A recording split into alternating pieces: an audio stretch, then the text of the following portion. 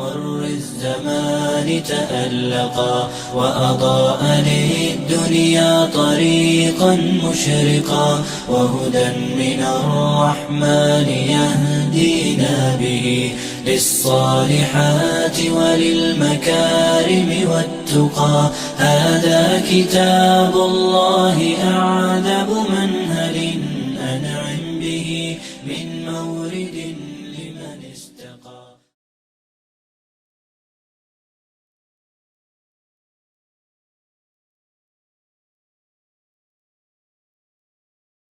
اب ہم آیت نمبر 94 سے لے کے پھر آنورڈز جو ایک خطبہ ہے اس کو دیکھیں گے. جیسا کہ ہم نے ذکر کیا تھا کہ سورۃ توبہ کے 3 بڑے حصے ہیں. ایک جو حصہ ہے یہ اس وقت نازل ہوا جب ذوالقعدہ 9 ہجری میں مشرکین سے اعلان برات کیا گیا. وہ ہم دیکھ چکے ہیں، وہ 1 سے لے کے 37 تک جو آیات تھیں. اس کے بعد پھر آیت نمبر 38 سے آنورڈز 93 تک جو آیات تھیں، یہ خطبہ اس وقت نازل ہوا جب رسول اکرم صلی اللہ علیہ وسلم غزوہ تبوک کی طرف جانے کے لیے تیاریاں کر رہے تھے. اور اب یہ جو تیسرا بڑا خطبہ ہے یہ اس وقت نازل ہوا جب رسول اکرم صلی اللہ علیہ وسلم جو غزوہ تبوک ہے اس سے پلٹے ہیں، واپس آئے ہیں. تو اس کے بعد جو ہے یہ آیات نازل ہوئیں. یہ جو مقام ہے 94 سے لے کے 101 تک کا جو ابھی ہم جس کا مطالعہ کریں گے، اس میں غزوہ تبوک سے واپسی پر جو منافقین کا طرز عمل ہے اسے واضح کیا گیا ہے. اور جو اس طرز عمل میں جو ایک مین بات تھی وہ یہ تھی کہ وہ جھوٹے بہانے بنا رہے تھے، جھوٹی قسمیں کھا رہے تھے. جیسا کہ ہم ذکر کر آئے ہیں کہ نفاق کی سب سے پہلی سٹیج یہ ہوتی ہے کہ کوئی شخص جو ہے وہ جھوٹے بہانے بنائے، اور پھر اس کی اگلی سٹیجز یہی ہیں کہ جھوٹی قسمیں کھانا شروع کر دیتا ہے وہ، اور اس کے بعد پھر وہ اس حکم کا انکار کر دیتا ہے جس کے حوالے سے وہ بہانہ بنا رہا ہوتا ہے. تو یہ جو وصف ہے خاص طور پہ بہت زیادہ واضح نظر آئے گا آپ کو ان آیات کے اندر کہ جیسے ہی رسول اکرم صلی اللہ علیہ وسلم واپس پہنچے ہیں تو انہوں نے جھوٹے بہانے بنانا شروع کر دیے اور عذر تراشنا شروع کر دیے. پھر اس مقام پہ منافقین کی جو مختلف قسمیں ہیں ان کو بھی کھولا گیا ہے. ایک منافقین وہ تھے جو کہ مدینہ کے اندر ہی آباد تھے. اچھا، کچھ وہ منافقین بھی تھے کہ جو ان بستیوں میں آباد تھے جو مدینہ کے اطراف میں جو ہے موجود تھیں. وہاں پہ جو لوگ رہتے تھے وہ زیادہ تر جو ہے ان کی طبیعت بدو طبیعت تھی، دیہاتی وہ لوگ تھے، تو ان کا جو نفاق تھا وہ بھی شدید تر تھا. تو ان کا ذکر بھی ہے یہاں پر. اور پھر ایک خاص قسم بھی منافقین کی ہے جس کا ذکر یہاں پہ ہے کہ جو شاطر منافقین ہیں، وہ اتنے تیز منافقین ہیں کہ ان کو سمجھنا خود رسول اکرم صلی اللہ علیہ وسلم جیسے فہم و فراست رکھنے والے شخص کے لیے بھی ممکن نہ تھا. تو مختلف جو ان کی گروہ بندیاں ہیں ان کا بھی ذکر یہاں پہ ہو گیا ہے. اب ہم اس کا آغاز کرتے ہیں. اللہ فرماتے ہیں کہ یا تعذرون الیکم اذا رجعتم الیہم، یہ لوگ آپ کے سامنے عذر پیش کریں گے جب آپ ان کے پاس واپس جائیں گے. قل لا تعتذروا لن نؤمن لکم قد نبأنا اللہ من اخبارکم. تو اللہ فرماتے ہیں کہ آپ صلی اللہ علیہ وسلم ان کو واضح طور پہ بتا دیں کہ یہ عذر جو ہے پیش مت کرو، جو ہے ہم تمہیں کبھی بھی اب سچا نہیں مانیں گے کیونکہ تمہارے بارے میں اب اللہ تعالیٰ نے ہمیں بتا دیا ہے، تمہاری اصل حقیقت اب اللہ تعالیٰ نے ہمارے سامنے کھول دی ہے. وَسَيَرَى اللَّهُ عَمَلَكُمْ وَرَسُولُهُ ثُمَّ تُرَدُّونَ إِلَىٰ عَالِمِ الْغَيْبِ وَالشَّهَادَةِ فَيُنَبِّئُكُم بِمَا كُنتُمْ تَعْمَلُونَ. تو اللہ فرماتے ہیں کہ اللہ بھی دیکھ رہا ہے، ظاہری بات ہے اللہ تعالیٰ کو تو سب کچھ معلوم ہے، لیکن یہ ہے کہ اللہ بھی تمہارے اعمال کو دیکھتا رہے گا اور رسول اللہ صلی اللہ علیہ وسلم بھی تمہارے اعمال کو دیکھتے رہیں گے. یعنی تمہیں ابھی بھی موقع مل جائے گا، اگر تم اصلاح کرنا چاہتے ہو تو کر سکتے ہو.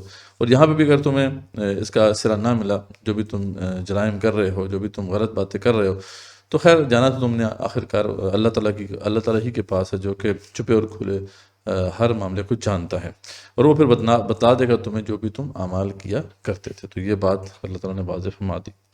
اس کے بعد بڑی سخت آیت ہے. اللہ تعالیٰ فرماتے ہیں کہ سَيَحْلِفُونَ بِاللَّهِ لَكُمْ إِذَا انقَلَبْتُمْ إِلَيْهِمْ لِتُعْرِضُوا عَنْهُمْ. وہ عنقریب جو ہے قسمیں کھا کر جو ہے بہانے بنائیں گے تاکہ آپ صلی اللہ علیہ وسلم جو ہے ان سے راضی ہو جائیں. فَعَارِضُوا عَنْهُمْ، یعنی آپ صلی اللہ علیہ وسلم راضی ہو جائیں لیکن آپ نے ان کی پرواہ نہیں کرنی، آپ ان سے اراضی کیجیے. لِتُعْرِضُوا عَنْهُمْ فَعَارِضُوا عَنْهُمْ. تو ٹھیک ہے، تو یعنی آپ سے اس لیے وہ قسمیں کھائیں گے کہ آپ پھر ان کو ان پاس پرست نہ کریں، ان کو مزید نہ پوچھیں کہ تم کیوں نہیں گئے، تم کیوں جو ہے تم نے اس غلطی کا ارتکاب کیا. تو اس طرح کی بات جو ہے اس سے بچنے کے لیے وہ اس طرح کی باتیں کہیں گے. تو اللہ فرماتے ہیں کہ اگر آپ ان سے اعراض کریں گے بھی تو بالکل صحیح بات ہے، آپ کو اعراض ہی کرنا چاہیے. فَأَعْرِضُوا عَنْهُمْ إِنَّهُمْ رِجْسٌ، کیونکہ یہ گندے ہیں، یہ غلیظ ہیں. وَمَأْوَاهُمْ جَهَنَّمُ، ان کا ٹھکانہ جہنم ہے. جَزَاءً بِمَا كَانُوا يَكْسِبُونَ، یہ جزا ہے اس کی جو وہ کام کیا کرتے تھے. آپ صلی اللہ علیہ وسلم ان کی قسموں سے اللہ فرماتے ہیں کہ راضی ہو بھی جائیں تو ہم کبھی بھی راضی نہیں ہوں گے. یعنی وہ آپ کو تو راضی کرنے کی کوشش کریں گے، اگر آپ ان سے راضی ہوتے بھی ہیں تو ہم کبھی بھی ان سے راضی نہیں ہوں گے. اور یہ اللہ تعالیٰ کا فیصلہ بالکل واضح ہے. اس کے بعد بدو منافقین کا ذکر ہے کہ الاعراب اشد کفرا و نفاقا، اور جو بدو لوگ ہیں وہ کفر اور نفاق میں بہت سخت ہیں. اچھا، یہ جو بدو لوگ ہیں یہ کفر میں بھی بہت سخت ہیں اور نفاق میں بھی بہت سخت ہیں. اس کی وجہ کیا ہے؟ اس کی وجہ یہ ہے کہ وَأَجْدَرُ أَلَّا يَعْلَمُوا حُدُودَ مَا أَنزَلَ اللَّهُ عَلَى رَسُولِهِ، اور ان کو ایسا ہونا ہی چاہیے. اللہ فرماتے ہیں کیوں؟ کیونکہ وہ ان حدود کا علم نہیں رکھتے جو کہ ہم نے جو ہے اپنے رسول پر نازل کی ہیں. یعنی وہ کیونکہ رسول اکرم صلی اللہ علیہ وسلم کی صحبت میں زیادہ نہیں رہے، وہ علم میں بھی ان کی کمی ہے، تو اس وجہ سے ان کے اندر کفر بھی سخت ہے اور نفاق بھی سخت ہے. تو یہ ایک ان کی جو ہے ایک کمزوری ہے. واللہ علیم حکیم، اللہ تعالیٰ بہت زیادہ جاننے والا ہے اور حکیم ہے. ومن الاعراب من يتخذ ما ينفق مغرما ويتربص بكم الدوائر، اور انہی میں سے ایسے بھی ہیں، یہ جو بدو منافقین میں سے ایسے بھی ہیں جو کچھ خرچ کرتے ہیں اللہ تعالیٰ کے لیے تو اس کو وہ جرمانہ سمجھتے ہیں، وہ سمجھتے ہیں کہ یہ جرمانہ ہے. ٹھیک ہے، اور تم مسلمانوں کے واسطے برے وقت کے منتظر رہتے ہیں، یعنی یہ اس بات کا انتظار کرتے رہتے ہیں کہ مسلمانوں پہ جو ہے برا وقت آ جائے. تو اللہ فرماتے ہیں کہ اللہ فرماتے ہیں علیہم دائرۃ السوء، انہی کے اوپر برا وقت آنے والا ہے. یعنی یہ جو باتیں کر رہے ہیں واللہ سمیع علیم، اللہ تعالیٰ سننے والا ہے، جاننے والا ہے. پھر اللہ نے یہ بھی ذکر فرمایا کہ سب ایک جیسے نہیں ہیں. ان بدو لوگوں میں جو ہے اچھے لوگ بھی ہیں، یعنی اہل ایمان بھی ہیں جو نفاق کو باعث جو بھی اللہ تعالیٰ کے راستے میں خرچ کرتے ہیں، انفاق کرتے ہیں، ان کو باعث قربت الہی اور رسول اللہ علیہ وسلم کی دعائیں لینے کا ذریعہ سمجھتے ہیں. ان کے لیے جنت ہے اور ان کے لیے جو ہے کوئی ان کے اوپر باس پوس نہیں ہے.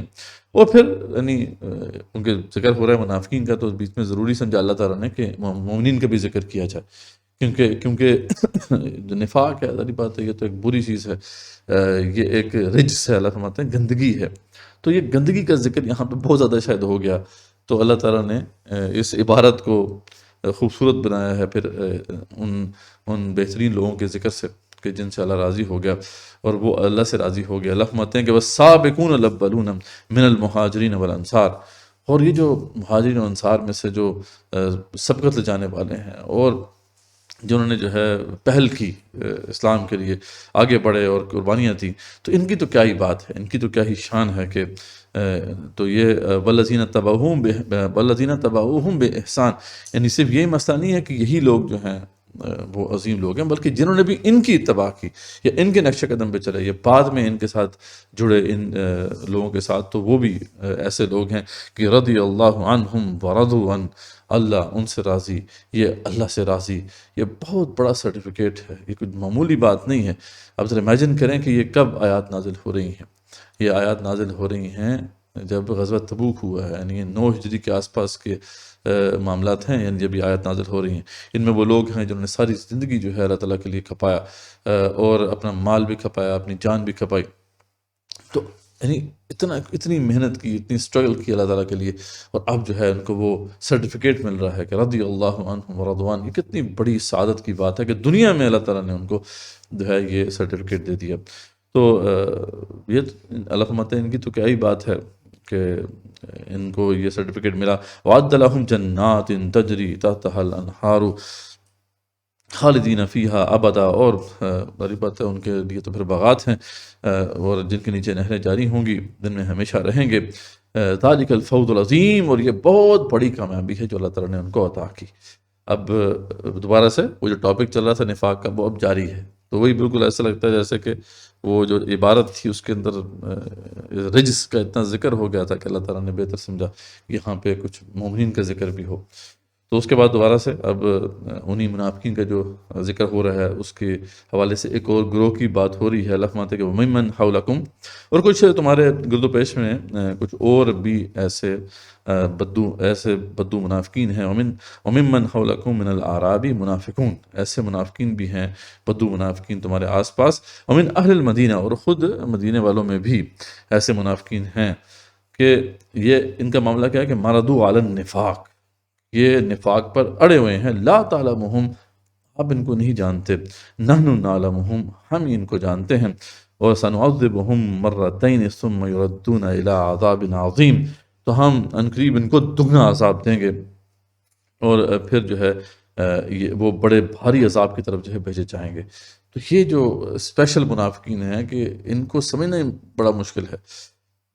شبیر احمد عثمانی رحمۃ اللہ ان کے بارے میں لکھتے ہیں، وہ فرماتے ہیں کہ پہلے سے دیہاتی عربوں کا ذکر چلا آ رہا تھا، یعنی دیہاتی جو منافقین ان کا ذکر چلا آ رہا تھا، درمیان میں جو بدو اور مومنین کے تذکرے سے مہاجرین، یعنی جو بیچ میں جو ہیں ایسے لوگوں کا ذکر ہو گیا جو مومنین تھے، ان کے تذکرے سے مہاجرین اور انصار کی طرف کلام منتقل ہو گیا۔ اب اس آیت میں خاص مدینہ اور اس کے آس پاس رہنے والوں کا بیان ہے، یعنی بعض اہل مدینہ اور گرد و پیش کے رہنے والے نفاق کے خوگر ہو چکے اور اسی پر اڑے ہوئے ہیں، لیکن یہ نفاق اس قدر عریق اور عمیق ہے، یعنی اتنا مطلب چھپا ہوا ہے کہ ان کے جو قریب کے لوگ ہیں وہ بھی نہیں جانتے۔ خود رسول اکرم صلی اللہ علیہ وسلم کی کمال فطانت و فراست کے باوجود آپ بھی قطعی طور پر محض علامات اور قرائن سے ان کے نفاق پر مطلع نہیں ہو سکتے۔ تو ان کا ٹھیک ٹھیک تعین تو صرف اللہ تعالیٰ کے علم میں ہی ہے، جس طرح عام منافقین کا پتہ چہرہ اور لب و لہجے سے مل جاتا، پتہ چل جاتا تھا۔ نہیں، آپ صلی اللہ علیہ وسلم کے بارے میں آتا ہے کہ آپ ان کے قرائن سے ان کو پہچان لیتے ہیں، لیکن یہ ہے کہ آپ صلی اللہ علیہ وسلم جیسا جو فہم و فراست والا شخص ہے وہ بھی ان کو نہیں پہچان پایا۔ تو یہ ایسے منافقین ہیں جن کے بارے میں اللہ فرما رہے ہیں ان کو دگنا عذاب ملے گا۔ تو یہ جو ہے مقام ہے جس میں ہم نے دیکھا کہ منافقین کی مختلف قسمیں بھی ہمارے سامنے واضح ہو گئیں۔ اب ہم آگے چلتے ہیں۔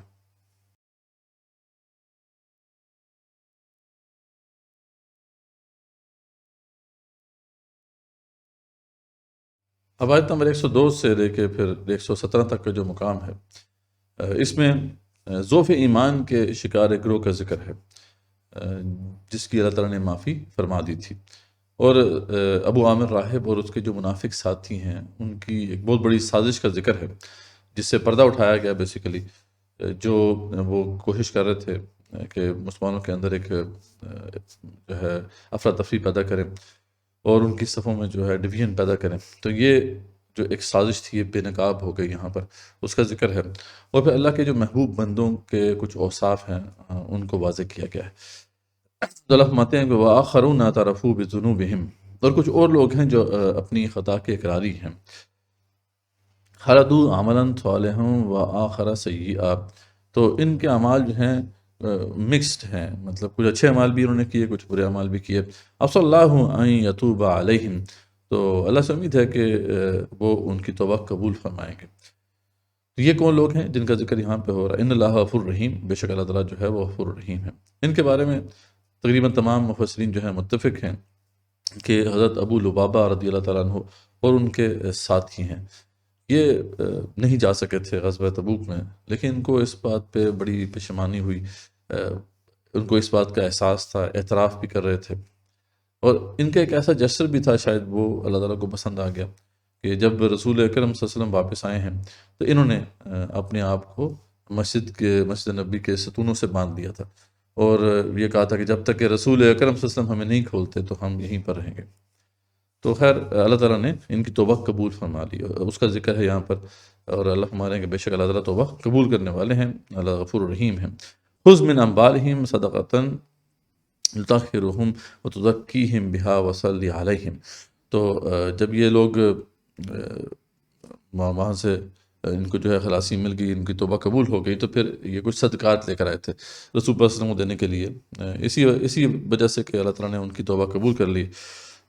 تو اللہ تعالیٰ نے رسول صلی اللہ علیہ وسلم کو انسٹرکشنز دی کہ آپ ان کے جو یہ اموال ہیں، جو صدقے کے اموال ہیں، یہ قبول فرما لیں، اور اور ان کو پاک کریں ان کے ذریعے سے، اور ان کا تزکیہ کریں اس کے ذریعے سے، وصلی علیہم، اور ان کے لیے دعا کریں، ان صلاتک سکن لہم، بے شک آپ کی جو دعا ہے ان کے لیے باعث سکونت ہے، باعث اطمینان ہے، واللہ سمیع علیم، اللہ تعالیٰ سننے والا ہے اور جاننے والا ہے۔ اس کے بعد اللہ فرماتے ہیں کیا ان کو یہ خبر نہیں کہ اللہ ہی اپنے بندوں کی توبہ قبول کرتا ہے اور وہی صدقات کو بھی قبول فرماتا ہے، اور یہ کہ اللہ ہی توبہ قبول کرنے میں اور رحمت کرنے میں کامل ہے۔ تو ان کو یہ بتا دیں کہ اللہ تعالیٰ نے ان کی توبہ قبول کر لی۔ کہہ دیجئے کہ تم عمل کیے جاؤ، تمہارے عمل اللہ خود دیکھ لے گا، جیسے اللہ تعالیٰ نے منافقین سے کہا کہ ٹھیک ہے تم کام کرتے جاؤ، ہم دیکھ رہے ہیں، میرا رسول جو ہے وہ بھی دیکھ رہا ہے۔ تو یہاں پہ بھی اللہ تعالیٰ ان کے بارے میں کہہ رہے ہیں کہ آپ انہیں یہ ضرور بتا دیں، ٹھیک ہے توبہ تو قبول ہو گئی ابھی ان کی، لیکن ان کو ضرور یہ بتا دیں کہ تم عمل کیے جاؤ، تمہارے عمل اللہ خود دیکھ لے گا، اور اس کا رسول اور جو ایمان والے ہیں وہ بھی دیکھ لیں گے صلی اللہ علیہ وسلم۔ یعنی تم اپنے اعمال کی اصلاح کرو اب، ٹھیک ہے، تمہارے اب اعمال کے اوپر نگاہ رہے گی، اللہ کی بھی نگاہ رہے گی، رسول صلی اللہ علیہ وسلم کی نگاہ بھی رہے گی، اہل ایمان بھی دیکھتے رہیں گے۔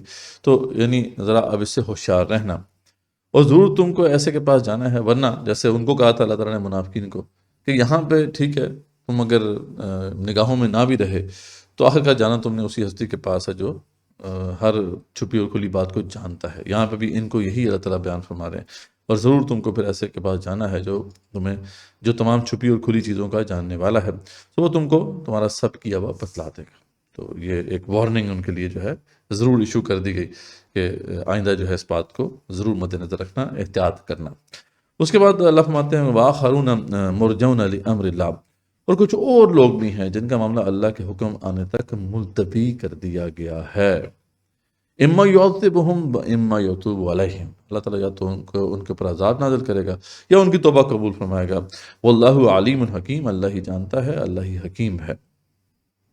اب یہ کون لوگ ہیں، اس کے حوالے سے بھی تقریباً تمام جو مفسرین ہیں متفق ہیں، اس حوالے سے کئی احادیث بھی موجود ہیں جن میں ان کا ذکر موجود ہے۔ یہ 3 بڑے صحابہ تھے رضی اللہ عنہم اجمعین، یعنی چھوٹے صحابہ نہیں تھے یہ، یعنی حضرت کعب بن مالک انصار کے سرداروں میں سے تھے، اور یہ بیعت عقبہ ثانیہ سے آپ صلی اللہ علیہ وسلم کے ساتھ تھے، اور پھر حضرت مرارہ بن ربیع رضی اللہ عنہ اور حضرت حلال بن امیہ رضی اللہ عنہ، یہ دونوں بدری صحابہ تھے۔ تو یعنی یہ کوئی معمولی صحابہ نہیں تھے جن کا ذکر یہاں پہ ہو رہا ہے، لیکن ان کے بارے میں اللہ تعالیٰ نے فرمایا کہ یہ ان کا معاملہ پینڈنگ کر دیا گیا ہے، یا تو اللہ ان کو عذاب دے گا یا ان کی توبہ قبول کرے گا۔ اب امیجن کر سکتے ہیں کہ ان کے اوپر کیا بیتی ہوگی جب یہ آیت نازل ہوئی ہوگی۔ یعنی کچھ لوگوں کی تو توبہ اللہ نے قبول فرما لی، لیکن ان کی توبہ اللہ نے قبول نہیں فرمائی، اور ان کا معاملہ پینڈنگ چھوڑ دیا گیا۔ تو آپ امیجن کر لیں کہ کس مشکل سے یہ گزرے ہوں گے اس دوران۔ اس کے بعد پھر اب ان کا تو ضمناً ذکر یہاں پہ ہے، آگے تفصیلی ذکر آئے گا تو ہم ان کا پورا واقعہ بھی آپ کے سامنے پیش کریں گے۔ ابھی جو دوسرا بڑا موضوع تھا اس مقام میں جس کو ہم نے ڈسکس کرنا ہے وہ ہے مسجد ضرار کا ایشو اور ابو عامر راہب کا واقعہ۔ تو وہ کیا واقعہ اللہ فرماتے ہیں کہ وَالَّذِينَ اتَّخَذُوا مَسْجِدًا ضِرَارًا وَكُفْرًا وَتَفْرِيقًا بَيْنَ الْمُؤْمِنِينَ، اور بعض ایسے ہیں کہ جنہوں نے ان اغراض کے لیے مسجد بنائی کہ ضرر پہنچائیں، ٹھیک ہے، مسلمانوں کو نقصان پہنچائیں، کفر کی باتیں کریں اور ایمانداروں میں تفریق ڈالیں، مومنین کے اندر تفریق ڈالیں۔ تو یہ بیسیکلی ان کے مقاصد تھے، اور وَإِرْصَادًا لِمَنْ حَارَبَ اللَّهَ وَرَسُولَهُ برسولہ من قبل، اور اس شخص کے قیام کا بندوبست کریں جو اس سے پہلے سے اللہ اور اس کے رسول صلی اللہ علیہ وسلم کا مخالف ہے۔ تو یہ اب جس شخص کا ذکر یہاں پہ ہو رہا ہے وہ شخص ابو عامر راہب تھا۔ اس کا واقعہ یہ ہے کہ جب رسول اکرم صلی اللہ علیہ وسلم مدینہ کی طرف ہجرت کر کے آئے تو یہ یہاں پر موجود تھا، اور اس کی بڑی رسپیکٹ تھی، اس نے راہبانہ زندگی جو ہے اسے اپنائی ہوئی تھی، اس سے راہبانہ زندگی کو اس نے اپنایا ہوا تھا، اور اوس و خزرج کے لوگ تھے بڑی اس کی رسپیکٹ کیا کرتے تھے۔ جب رسول اکرم صلی اللہ علیہ وسلم یہاں پر آئے تو آپ نے اس کو بھی دعوت دی اور دین حق کی طرف بلایا، تو اس نے انکار کر دیا، اور اس نے کہا کہ میں تو پہلے سے دین ابراہیمی پر ہوں۔ اس پہ جب رسول اکرم صلی اللہ علیہ وسلم نے اسے سمجھایا کہ نہیں، دین ابراہیمی تو یہ نہیں ہے، بلکہ سچا دین یہ ہے جو کہ میں لے کر آیا ہوں، تو اس نے صاف انکار کر دیا۔ اس نے کہا کہ نہیں، جو آپ لے کر آئے ہیں یہ سچا دین نہیں ہے، یہ آپ نے جو ہے مختلف قصے کہانیوں کو جو ہے ملا کے یہ دین بنا لیا ہے، اس طرح کی باتیں اس نے کی۔ اور اس کے بعد پھر جو بات اس اس مقام تک آ گئی کہ اس نے یہ کہا کہ جو ہم میں حق پر نہ ہو اللہ تعالیٰ اسے جلا وطنی کی موت دے اور بے کسی کی موت دے۔ تو رسول اکرم صلی اللہ علیہ وسلم نے پھر آمین کہہ کر پھر اس کو چھوڑ دیا تھا۔ خیر اس کے بعد جب بدر کا معرکہ ہوا تو یہ شخص تھا یہ پھر اس نے مشرکین کا ساتھ دیا۔ بعد میں پھر یہ مسلسل جو ہے جتنی بھی جنگیں رسول اکرم صلی اللہ علیہ وسلم کے ساتھ مشرکین کی ہوئی ہیں یہ مشرکین کے ساتھ لڑتا رہا، یہاں تک کہ غزوہ حنین تک جو ہے یہ لڑتا رہا۔ غزوہ احد میں بھی جو آپ صلی اللہ علیہ وسلم کو چوٹ لگی تھی اور آپ کے چہرے مبارک سے خون جو ہے نکلا تھا وہ اسی کی سازش کی وجہ سے، اسی کی شرارت کی وجہ سے نکلا تھا۔ تو یہ مطلب مسلمانوں کا بڑا سخت دشمن رہا۔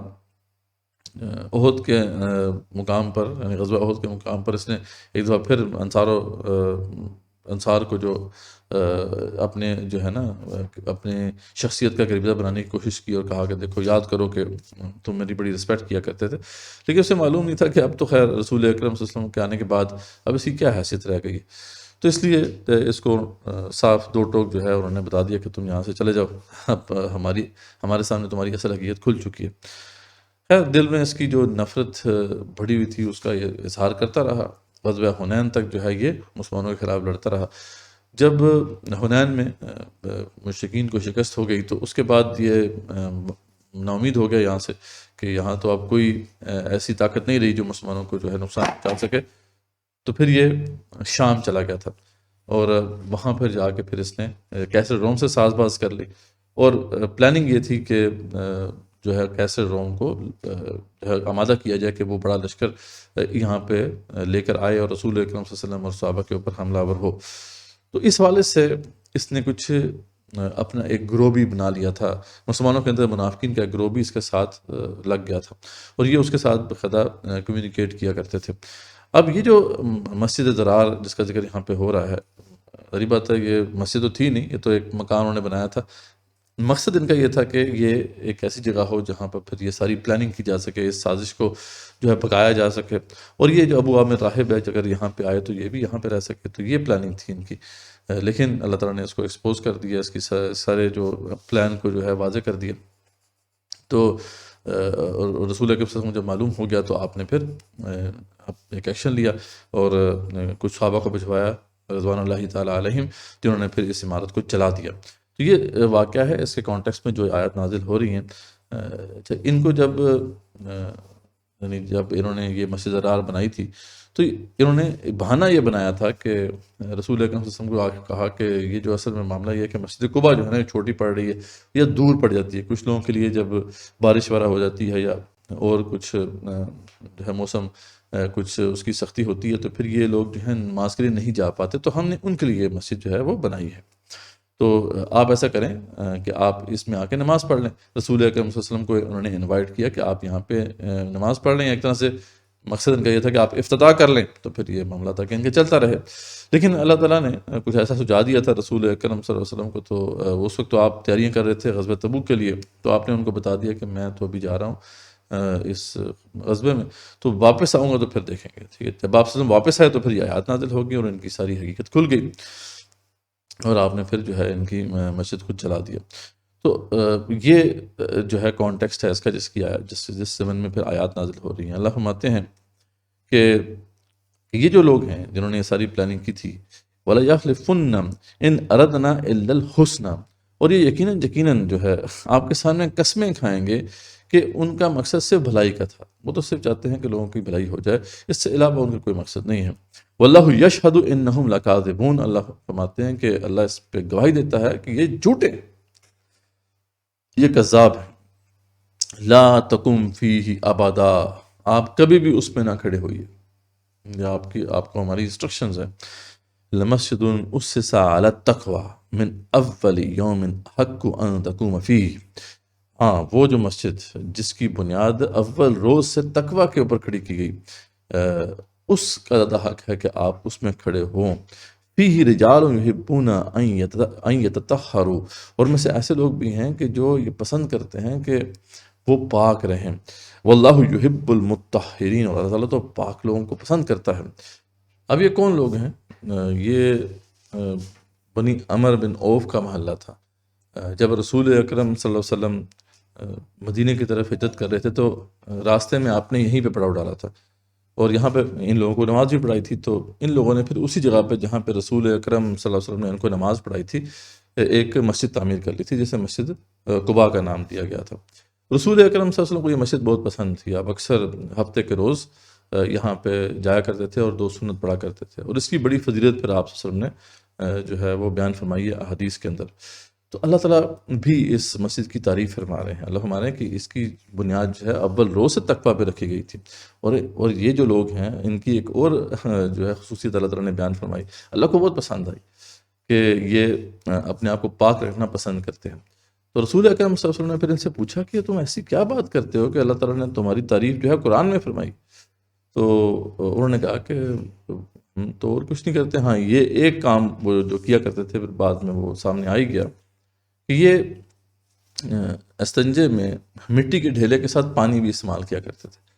مطلب اس مطلب ذرا انوائرمنٹ کو دیکھیں کہ یہاں پانی کی بڑی قلت تھی، وہاں پانی پینے کے لیے نہیں ملتا تھا، تو جب زائد پانی ہو تو پھر اس کو کسی اور مقصد کے لیے استعمال کر لیا جائے، لیکن وہاں پانی کے لیے پینے کے لیے جو ہے پانی کی قلت تھی، تو اس لیے صحابہ کرام جو تھے رضی اللہ عنہم اجمعین وہ زیادہ تر مٹی کے ڈھیلے سے جو ہے وہ استنجا کیا کرتے تھے۔ تو ان کا معاملہ یہ تھا کہ ان کو اس سے تسلی نہیں ہوتی تھی، تو انہوں نے پھر پانی کا بھی استعمال کرنا شروع کیا۔ تو اللہ تعالیٰ کو بڑا پسند آیا ان کا یہ جیسچر کہ دیکھیں یہ اپنے آپ کو پاک رکھنا پسند کرتے ہیں، تو اللہ تعالیٰ نے ان کا ذکر پھر اللہ تعالیٰ نے ان کے اس وصف کا ذکر قرآن مجید میں کر دیا۔ اور پھر اللہ فرماتے ہیں کہ فمن اسس بنیانہ علی تقوی من اللہ ورضوان خیر ام من اسس بنیانہ علی شفا جرف ہار فانہار بہ فی نار جہنم۔ تو یہ 2 لوگ ہیں، اللہ فرماتے ہیں یہ بالکل برابر نہیں ہو سکتے۔ تو بھلا وہ شخص کہ جس نے جو عمارت جو ہے اس کی بنیاد تقویٰ کے اوپر کھڑی کی ہے اور اللہ کی خوشنودی پر رکھی ہے، وہ اس جیسا نہیں ہو سکتا جس نے اپنی عمارت کی بنیاد کسی گھاٹی کے کنارے پر جو کہ گرنے ہی کو ہو، مطلب بالکل جو ہے گرا ہی چاہتا ہو، اس پر رکھی ہو، اور پھر وہ اس کو لے کر آتش دوزخ میں گر پڑے۔ ٹھیک ہے، ان دونوں اشخاص کی مثال برابر نہیں ہو سکتی، اور اللہ تعالیٰ ایسے ظالموں کو سمجھ ہی نہیں دیتا۔ اللہ فرماتے ہیں کہ واللہ لا یہدی القوم الظالمین، ایسے لوگوں کو اللہ تعالیٰ کبھی بھی جو ہے ہدایت نہیں دیتا۔ لا یزال بنیانہم الذی بنوا ریبۃ فی قلوبہم الا ان تقطع قلوبہم واللہ علیم حکیم۔ تو اللہ فرماتے ہیں کہ یہ جو عمارت ہے نا جو انہوں نے بنائی ہے، ہمیشہ ان کے دلوں میں اب شک کی بنیاد پر کانٹا بن کر کھٹکتی رہے گی۔ ہاں مگر ان کے دل ہی اگر پاش ہو جائیں تو خیر، اللہ تعالیٰ بات ہے، اور اللہ تعالیٰ بڑا علم والا اور بڑی حکمت والا ہے۔ ان کو بڑا پھر افسوس داری بات ہوگا نا کہ اتنی بڑی سازش انہوں نے گھڑی تھی، لیکن یہ ہے کہ وہ سب کی سب جو ہے وہ زائل ہو گئی۔ تو یہ کھٹکتی رہے گی ان کے دل میں، یعنی ان کو اس پہ حسرت ہوتی رہے گی، تو یہ آپ اس کو ان کو جو ہے اسی حالت پہ چھوڑ دیں۔ تو یہ جو ہے ہم نے دیکھا کہ یہاں پہ اس پورے واقعے کو تفصیل سے جو ہے پیش کر دیا گیا ہے، اور اس کے جو کانٹیکسٹ میں جو مختلف ایونٹس ہوئے تھے ان کا بھی ذکر ضمناً آ گیا ہے۔ اب ہم آگے چلتے ہیں۔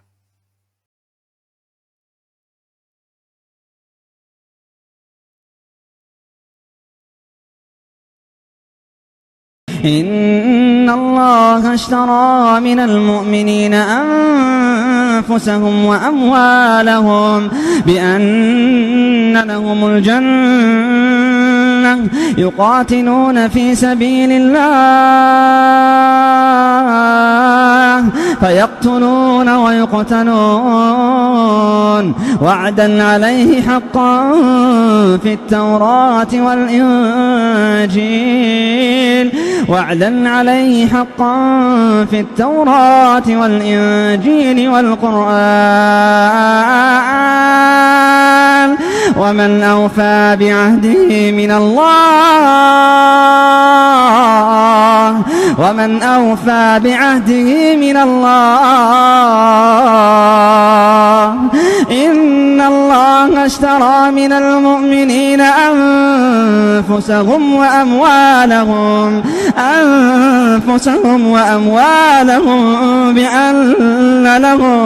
بأن لهم الجنة له يقاتلون في سبيل الله فيقتلون ويقتلون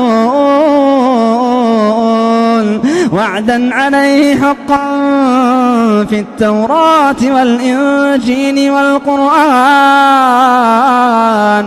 ومن أوفى بعهده من الله ومن أوفى بعهده من الله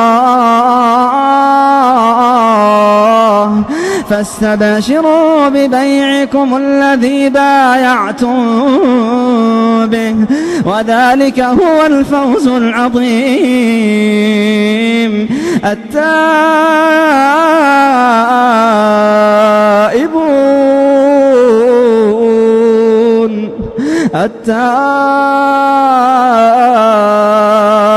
التائبون الحامدون التائبون العابدون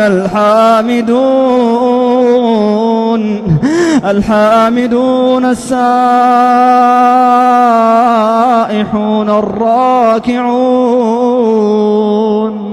الراكعون الساجدون الآمرون بالمعروف والناهون عن المنكر والحافظون لحدود الله وبشر المؤمنين.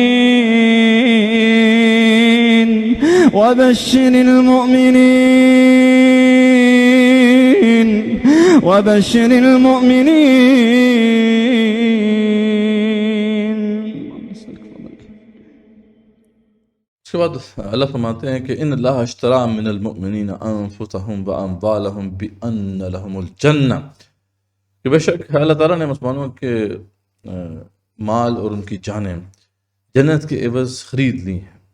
یقاتلون فی سبیل اللہ فیقتلون ویقتلون، تو وہ اللہ کی راہ میں قتال کرتے ہیں اور قتل کرتے بھی ہیں اور قتل ہو بھی جاتے ہیں.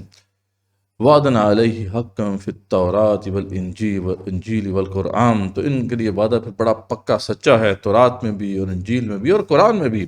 ومن اوفی بعہدہ من اللہ، اور اللہ کے سوا کون ہے جو وعدے کو سچا کرنے والا ہے. تو اللہ ہی داری پتہ کہ وعدے کو جو ہے وفا کرتا ہے. فاستبشروا ببیعکم الذی بایعتم بہ، تو بس تم سب کو چاہیے کہ جو تم نے یہ تجارت کی ہے اس پہ تم خوش ہو جاؤ.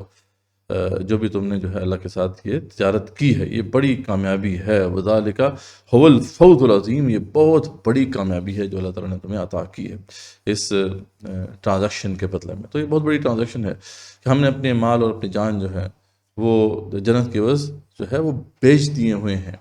ویسے بھی دنیاوی لحاظ سے بھی دیکھا جائے تو جو مال بک جائے تو اس کو دوبارہ بیچنا جو ہے کتنی بڑی بری بات سمجھی جاتی ہے.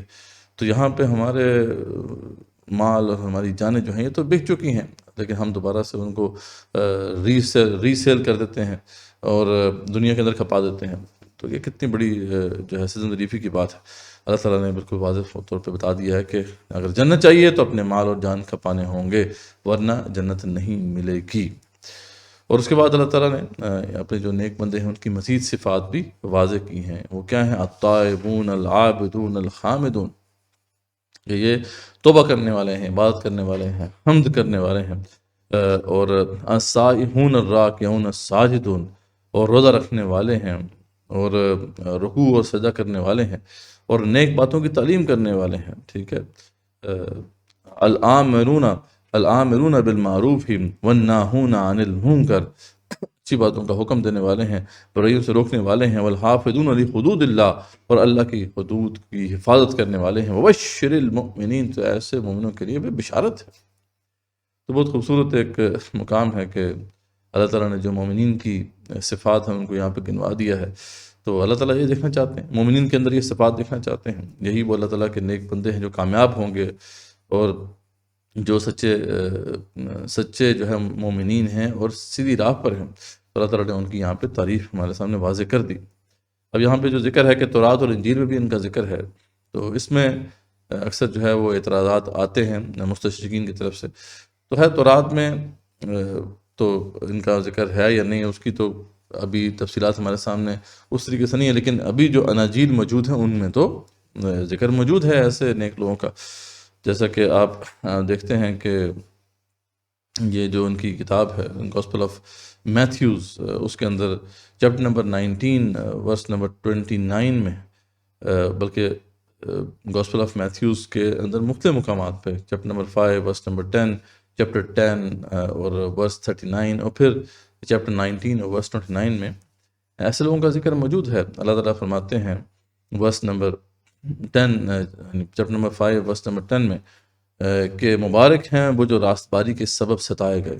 ٹھیک ہے، نہیں تو سچے خدائی فرما رہے ہیں کہ مبارک ہیں وہ جو راست بازی کے سبب ستائے گئے ہیں، کیونکہ آسمان کی بادشاہت انہی کی ہے.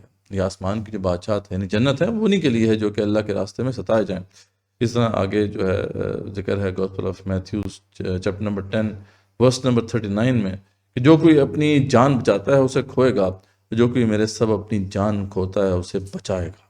کتنی خوبصورت بات ہے. وہی بات نہیں ہے جو یہاں پہ بتائی جا رہی ہے کہ دیکھو یہ تو ایک ٹرانزیکشن ہے جو اللہ تعالیٰ کے ساتھ تم نے کر دی ہے، مال اور جان تم نے بیچ دیے ہیں اور جنت تم نے خرید دی ہے. تو یہاں پہ کیا کہا جا رہا ہے کہ جو کوئی اپنی جان بچاتا ہے اسے کھوئے گا.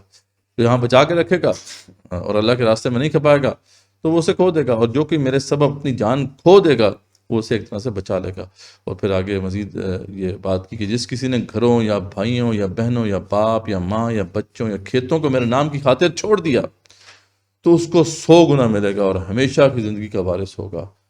ہے نا وہ اس مماثلت اس آیت سے جو ہم نے پہلے دیکھی ہے سورۃ توبہ میں، کل ان کان آباؤکم و ابناؤکم و اخوانکم و ازواجکم و عشیرتکم. ٹھیک ہے جی، یہ دیکھیں وہی نا جس کسی نے گھروں یا بھائیوں اور بہنوں اور باپ یا ماں اور بچوں یا کھیتوں کو میرے نام کی خاطر چھوڑ دیا اس کو 100 گنا ملے گا اور ہمیشہ کی زندگی کا وارث وہ ہوگا. جنت اسی کو ملے گی جو یہاں پہ قربانی دے گا ان چیزوں کی، تو پھر اسے جنت ملے گی، ورنہ جنت نہیں ملنے والی. جنت ایسی حقیر شاہ نہیں ہے جیسی مل جائے. تو یہ آیت اس لحاظ سے بہت عظیم آیت ہے کہ جو ہمارے سامنے وہ جو بیانیہ قرآن کا ہے اصل جہاد و قتال فی سبیل اللہ کے حوالے سے اس کو ایک اور انداز میں واضح کرتی ہے. اور اس کا ذکر بائبل میں بھی موجود ہے، جیسے کہ ہم نے گاسپل آف میتھیوز کی یہ عبارتیں دیکھی ہیں. اس کے بعد اللہ فرماتے ہیں کہ وہ ایسے ہیں جو توبہ کرنے والے ہیں، عبادت کرنے والے ہیں. ٹھیک ہے، ہم نے ان کی ساری صفات دیکھ لی. حمد کرنے والے، روزہ رکھنے والے، رکوع و سجدہ کرنے والے، نیک باتوں کی تعلیم کرنے والے یعنی اچھی باتوں کا حکم دینے والے، برائیوں سے روکنے والے اور اللہ کی حدوں کا خیال رکھنے والے، ان کی حفاظت کرنے والے. تو یہ مرد مومن جو ہوتا ہے وہ پھر ایک کمپلیٹ پرسنالٹی ہوتا ہے. اس کے اندر وہ تمام صفات ہوتی ہیں. یہ نہیں ہے کہ وہ جو ہے بس جہاد و قتال تو کر رہا ہے لیکن اللہ کی حدود کے بارے میں وہ پریشان نہیں ہو رہا. یہ کبھی ایسا نہیں ہو سکتا. یا وہ امر معروف اور نہیں منکر کرنا چھوڑ دے سوسائٹی کے اندر، یہ نہیں ہو سکتا. ایک مجاہد جو ہوتا ہے، مرد مجاہد، وہ یہ تمام کام کرتا ہے جن کا ذکر یہاں پہ کر دیا گیا ہے. تو اللہ فرماتے ہیں کہ پیغمبر کو اور دوسرے جو مسلمانوں کو جائز نہیں کہ مشرکین کے لیے مغفرت کی دعا مانگے اگرچہ وہ رشتہ داری کیوں نہ ہو، اس امر کے ظاہر ہو جانے کے بعد کہ یہ لوگ دوزخی ہیں. اب اس حوالے سے جو شان نزول میں واقعہ ملتا ہے، دیگر مفسرین نے اس کا ذکر کیا ہے کہ یہ جو اس کی تفسیر جو ہے بس اس کے اوپر ایک حدیث بھی موجود ہے جو صحیح بخاری کی حدیث ہے کہ اس کا ذکر کچھ اس طرح سے ہے کہ جب نبی صلی اللہ علیہ وسلم کے جو چچا تھے حضرت ابو طالب تھے، ان کا آخری وقت آیا تو نبی صلی اللہ علیہ وسلم ان کے پاس گئے، جبکہ ان کے پاس ابو جہل، عبداللہ بن ابی امیہ جیسے جو سردار تھے وہ بیٹھے ہوئے تھے. آپ صلی اللہ علیہ وسلم نے فرمایا کہ چچا جان لا الہ الا اللہ پڑھ لیں تاکہ میں اللہ کے ہاں آپ کے لیے حجت پیش کر سکوں، کیونکہ یہ تو بات اللہ تعالیٰ نے اختیار دیا ہوا ہے نا رسول اکرم صلی اللہ علیہ وسلم کو کہ جو اس نے کلمہ پڑھ لیا اس کے لیے آپ سفارش کریں گے. اور اگر اس نے گناہ کبیرہ نہیں کیے ہوئے تھے اور اس نے اگر جو شرک جو ہے اس کا ارتکاب نہیں کیا ہوا تھا تو پھر اپنے گناہوں کی سزا بھگتنے کے بعد وہ جنت جا سکتا ہے. تو اس لیے وہ اپنے چچا سے کہتے ہیں رسول اکرم صلی اللہ علیہ وسلم کے چچا جان لا الہ الا اللہ پڑھ لیں تاکہ میں اللہ کے ہاں آپ کے لیے حجت پیش کر سکوں. ابو جہل اور عبداللہ بن جو ابی امیہ جو ساتھ بیٹھے ہوئے تھے، اچھا انہوں نے جب یہ دیکھا کہ کچھ یہ مائل ہو رہے ہیں ابو طالب اس طرف، تو انہوں نے کہا ابو طالب کیا عبد المطلب کے مذہب سے انحراف کرو گے موت کے وقت؟ یعنی ایسا طعنہ ان کو دے دیا کہ بس وہ آگے بڑھتے بڑھتے رہ گئے. تو اسی حالت میں پر ان کا پھر انتقال ہو گیا. تو نبی کرم صلی اللہ علیہ وسلم نے فرمایا کہ جب تک اللہ تعالیٰ کی طرف سے مجھے روک نہیں دیا جائے گا تو میں آپ کے لیے استغفار کرتا رہوں گا. جس دفعہ یہ آیت نازل ہوئی جس میں مشرکین کے لیے مغفرت کی دعا کرنے سے روک دیا گیا. تو اب یہ جو ہے معاملہ بڑا ایک مختلف ہی کر دیا گیا ہے ہمارے ہاں کہ جی ابو طالب ایمان لائے تھے کہ نہیں لائے تھے. بہرحال ان حدیث کی روشنی میں تو یہ بالکل واضح ہے کہ وہ نہیں لائے تھے، اور اس طرف اشارہ بھی اس آیت کے کانٹیکسٹ میں ہمارے سامنے آ جاتا ہے. اور پھر ذکر ہے کہ اور ابراہیم علیہ السلام کا اپنے باپ کے لیے جو دعائے مغفرت مانگنا تھا وہ صرف وعدے کے سبب سے تھا جو انہوں نے ان سے کیا تھا. اس وعدے کا ذکر آ جائے گا ہم آگے جب دیکھیں گے. تو یہ مطلب اللہ رسول اکرم صلی اللہ علیہ وسلم کو جو ایگزامپل کے طور پر کس کا اسوہ پیش کر رہے ہیں؟ وہی جو عظیم شخص ہیں جن کا اسوہ ہم سب کو فالو کرنا ہے، ابراہیم علیہ السلام کا اسوہ. کہ اللہ تعالیٰ ان کو سمجھا رہے ہیں کہ دیکھیں ابراہیم علیہ السلام جو تھے وہ بھی انہوں نے بھی اپنے باپ کے لیے دعائے مغفرت کی تھی، لیکن وہ صرف اس وعدے کے سبب سے تھا جو وہ کر آئے تھے. انہوں نے کہا تھا نا کہ میں آپ کے لیے استغفار تو کرتا رہوں گا اللہ تعالیٰ سے، لیکن جب ان پر یہ بات ظاہر ہوگی کہ وہ اللہ کا دشمن ہے تو وہ اس سے محض بے تعلق ہو گئے. اور واقعی ابراہیم علیہ السلام بڑے نرم دل، اور جیسے آپ بڑے نرم دل ہیں ابراہیم علیہ السلام بھی بڑے نرم دل اور بڑے بردبار تھے. اور اللہ ایسا نہیں کرتا کہ کسی قوم کو ہدایت کر کے بعد میں گمراہ کر دے جب تک کہ ان چیزوں کو صاف صاف نہ بتلا دے جن سے وہ بچیں. بے شک اللہ تعالیٰ ہر چیز کا وہ اچھی طرح سے جاننے والا ہے. بلا شبہ اللہ ہی کی سلطنت ہے آسمانوں اور زمین میں، وہی چلاتا ہے، وہی مارتا ہے، جب دوبارہ سے وہی اٹھاتا ہے، وہی مارتا ہے، اور تمہارا اللہ کے سوا نہ کوئی دوست ہے نہ ہی کوئی مددگار ہے. اب اس کے بعد اللہ تعالیٰ ان صحابہ کرام رضوان اللہ تعالیٰ علیہم کی تحسین فرما رہے ہیں کہ جو اس مشکل مارکے میں آپ وسلم کے ساتھ گئے اور ڈٹ کر جو ہے وہ تمام مصیبتیں اور مشکلات کو سہا. تو اللہ فرماتے ہیں کہ لقد تاب اللہ علی النبی والمہاجرین والانصار الذین اتبعوہ فی ساعۃ العسرہ. اللہ تعالیٰ نے پیغمبر کے حال پر بھی توجہ فرمائی اور مہاجرین اور انصار کے حال پر بھی جنہوں نے ایسی تنگی کے وقت پیغمبر کا ساتھ دیا. یقیناً جو ہے بہت مشکل مارکا تھا. ہم پہلے دیکھ چکے ہیں کہ ہر قسم کی مشکل جمع ہو چکی تھی. سفر بہت طویل تھا، گرمی کا موسم تھا، ساز و سامان جو تھا جنگی ساز و سامان بہت کم تھا، سواریاں بھی پوری نہیں تھیں، اور باری باری جو ہے وہ ایک اونٹ پر کئی صحابہ سواری کر کے وہاں پہنچے ہیں. جو کھانے پینے کا سامان بھی نہیں تھا، پانی بھی ختم ہو چکا ہے، ایک وقت پہ جا کے پانی بھی ختم ہو گیا تھا، جو کھجوریں میرا ساتھ تھیں وہ بھی ختم ہو چکی تھیں. تو اس مشکل اور کٹھن راستے میں جو ثابت قدم رہے اللہ تعالیٰ اب ان کی تحسین فرما رہے ہیں. اور اللہ فرماتے ہیں کہ ساعت العسرۃ من بعد ما کاد یسیح قلوب فریق منہم ثم تاب علیہم. یعنی اس کے بعد کہ ان میں سے ایک گروہ کے دلوں میں کچھ تزلزل ہو چکا تھا، یعنی ان میں سے ایک گروہ جو ہے وہ ٹگمگا گیا تھا اور ممکن تھا کہ وہ پلٹ جاتا، لیکن اللہ تعالیٰ نے ان کے حال پر بھی توجہ فرمائی اور ان کو ثابت قدم رکھا. انہ بہم رؤوف الرحیم. بے شک اللہ تعالیٰ ان کے لیے بہت ہی جو ہے شفیق مہربان ہے. وعلی الثلاثۃ الذین خلفوا حتی اذا ضاقت علیہم الارض بما رحبت. یہاں پہ وہ جو ہے تین ان اصحاب کا ذکر ہو رہا ہے. تو اللہ فرماتے ہیں کہ اور ان تین اشخاص کے حال پر بھی اللہ نے توجہ فرمائی کہ جن کا معاملہ ملتوی چھوڑ دیا گیا تھا، اور یہاں تک کہ جب زمین باوجود اپنی فراہی کے ان پر تنگ ہو گئی تھی. واقعی یعنی ایسا نقشہ ان کا کھینچا ہے، خود امیجن کریں کہ ان کا کیا حال ہوا ہوگا. اس طرح کہ اللہ تعالیٰ نے کہا تھا کہ یا تو اللہ ان کو عذاب دے گا یا توبہ قبول کرے گا، یعنی یہ ان کا معاملہ پینڈنگ چھوڑ دیا گیا. تو اللہ فرماتے ہیں کہ زمین اپنی کشادگی کے باوجود ان پر تنگ ہو گئی تھی. علیہم انفسہم وظنوا اللہ ملجأ من اللہ. اور وہ یہ جان گئے تھے کہ اللہ کے سوا اور کوئی جائے پناہ نہیں ہے. الا الیہ ثم تاب علیہم لیتوبوا. ٹھیک ہے، سوائے اس کے اب دریبہ تک کوئی رجوع کی جگہ نہیں رہی. پھر ان کے حال پر توجہ فرمائی تاکہ وہ آئندہ بھی اللہ فرماتے ہیں کہ پھر ان کے حال پر توجہ فرمائی تاکہ وہ آئندہ بھی توبہ کریں، پلٹیں اللہ کی طرف. ان اللہ هو التواب الرحیم. بے شک اللہ تعالیٰ بہت زیادہ توبہ قبول کرنے والا اور توبہ قبول کرنے والا، معاف کرنے والا اور رحیم ہے. یا ایھا الذین آمنوا اتقوا اللہ وکونوا مع الصادقین. اے ایمان والو تقوی اختیار کرو اور سچے لوگوں کے ساتھ رہو. تو اب یہ یہاں پہ جو مختصراً یہ بات واضح کر دی گئی کہ ان کا معاملہ جو ہے وہ بھی طے کر دیا گیا، ان کی توبہ اللہ تعالیٰ نے قبول فرما لی.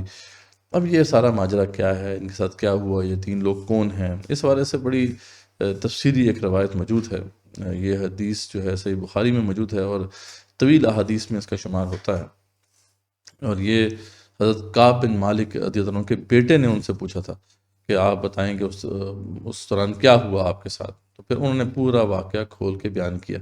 واقعہ کچھ اس طرح سے ہے کہ وہ حضرت کعب بن مالک فرماتے ہیں رضی اللہ عنہ کے، آغاز یہاں سے کرتے ہیں کہ میں جتنا اس وقت جو ہے جتنا اللہ تعالیٰ نے مجھے مال و اسباب دیا ہوا تھا اتنا کبھی بھی زندگی میں نہیں دیا۔ میں اس وقت جو ہے 2 اونٹ میرے پاس جمع تھے جو کبھی جمع نہیں ہوئے تھے۔ وہ فرماتے ہیں کہ میرے پاس ہر قسم کی نعمت تھی، آسائش موجود تھی، لیکن یہ ہے کہ جب رسول اکرم صلی اللہ علیہ وسلم نے کال دی کہ اب ہم نے جہاد کے لیے نکلنا ہے، تو بس میں جو ہے میرے ذہن میں یہ بات آئی کہ میرے سواری جو ہے تیز ہے، میں بعد میں جا کے تیاری کر لوں گا اور آپ کے ساتھ نکل جاؤں گا۔ لیکن وقت گزرتا گیا اور میں اسی طرح انتظار کرتا رہا، پھر یہاں تک کہ جب لشکر چلا گیا وہاں سے، تب بھی میرے دل میں یہ خیال آیا کہ میری سواری تیز ہے، میں جا کے آپ کے ساتھ جو ہے جڑ جاؤں گا بعد میں جا کے، لیکن وہ بھی وقت گزر گیا، اور یہاں تک کہ وقت اتنا گزر گیا تھا کہ اب میرے لیے واپس پہنچنا بھی ممکن نہ رہا تھا۔ تو کہتے ہیں کہ یہ میرے ساتھ ہوا، اور لیکن اس وقت تک مجھے احساس نہیں ہوا تھا۔ وہ کہتے ہیں جب میں مدینے پہنچا، یعنی ان کا جو گھر تھا وہ مدینے سے کچھ باہر تھا، آؤٹ اسکرٹس میں تھا، تو جب مدینے کے اندر وہ کہتے ہیں میں آیا تو میرے پاؤں کے نیچے سے زمین نکل گئی، کیونکہ میں نے دیکھا کہ مدینے میں یا تو وہ لوگ موجود ہیں جو بالکل جو ہیں معذور ہیں یا بوڑھے ہیں، یا وہ لوگ جن کے چہروں سے نفاق ٹپکتا تھا، یعنی تقریباً سب لوگوں کو پتا تھا کہ منافقین ہیں، اور کوئی مجھے مومن جو ہے بندہ نظر نہیں آ رہا تھا مدینے میں۔ تو اس وقت مجھے احساس ہو گیا کہ یہ بہت جو ہے مشکل معاملہ ہو گیا میرے ساتھ، مجھ سے غلطی ہو گئی۔ تو وہ کہتے ہیں کہ رسول اکرم صلی اللہ علیہ وسلم جب وہاں پر پہنچے ہیں تو ان کو بھی تعجب ہوا کہ یہ مطلب کعب نے کیا کیا، کعب کی طرف رہ گیا۔ تو وہ کہتے ہیں کہ بعض وہاں پہ ڈسکشن ہوئی کہ جی ان کے تکبر نے ان کو نہیں آنے دیا، تو اس پہ جو ہے کئی جو صحابہ نے ٹوکا ایسے لوگوں کو، خاص طور پہ معاذ بن جبل کا نام آتا ہے، تو انہوں نے ٹوکا کہ دیکھو ایسی بات نہیں کرنی چاہیے، خدا کی قسم ہم نے اس میں بھلائی کے سوا اور کچھ نہیں دیکھا، نہیں وہ بڑے بھلے شخص ہیں، بس وہ نہیں آ سکے۔ نہیں، رسول اللہ صلی اللہ علیہ وسلم جو ہے وہ بھی، ان کو بھی تعجب ہوا کہ کعب بن مالک جیسے جو بڑے صحابی ہیں ان کا پیچھے رہ جانا یہ سمجھ میں نہیں آتا۔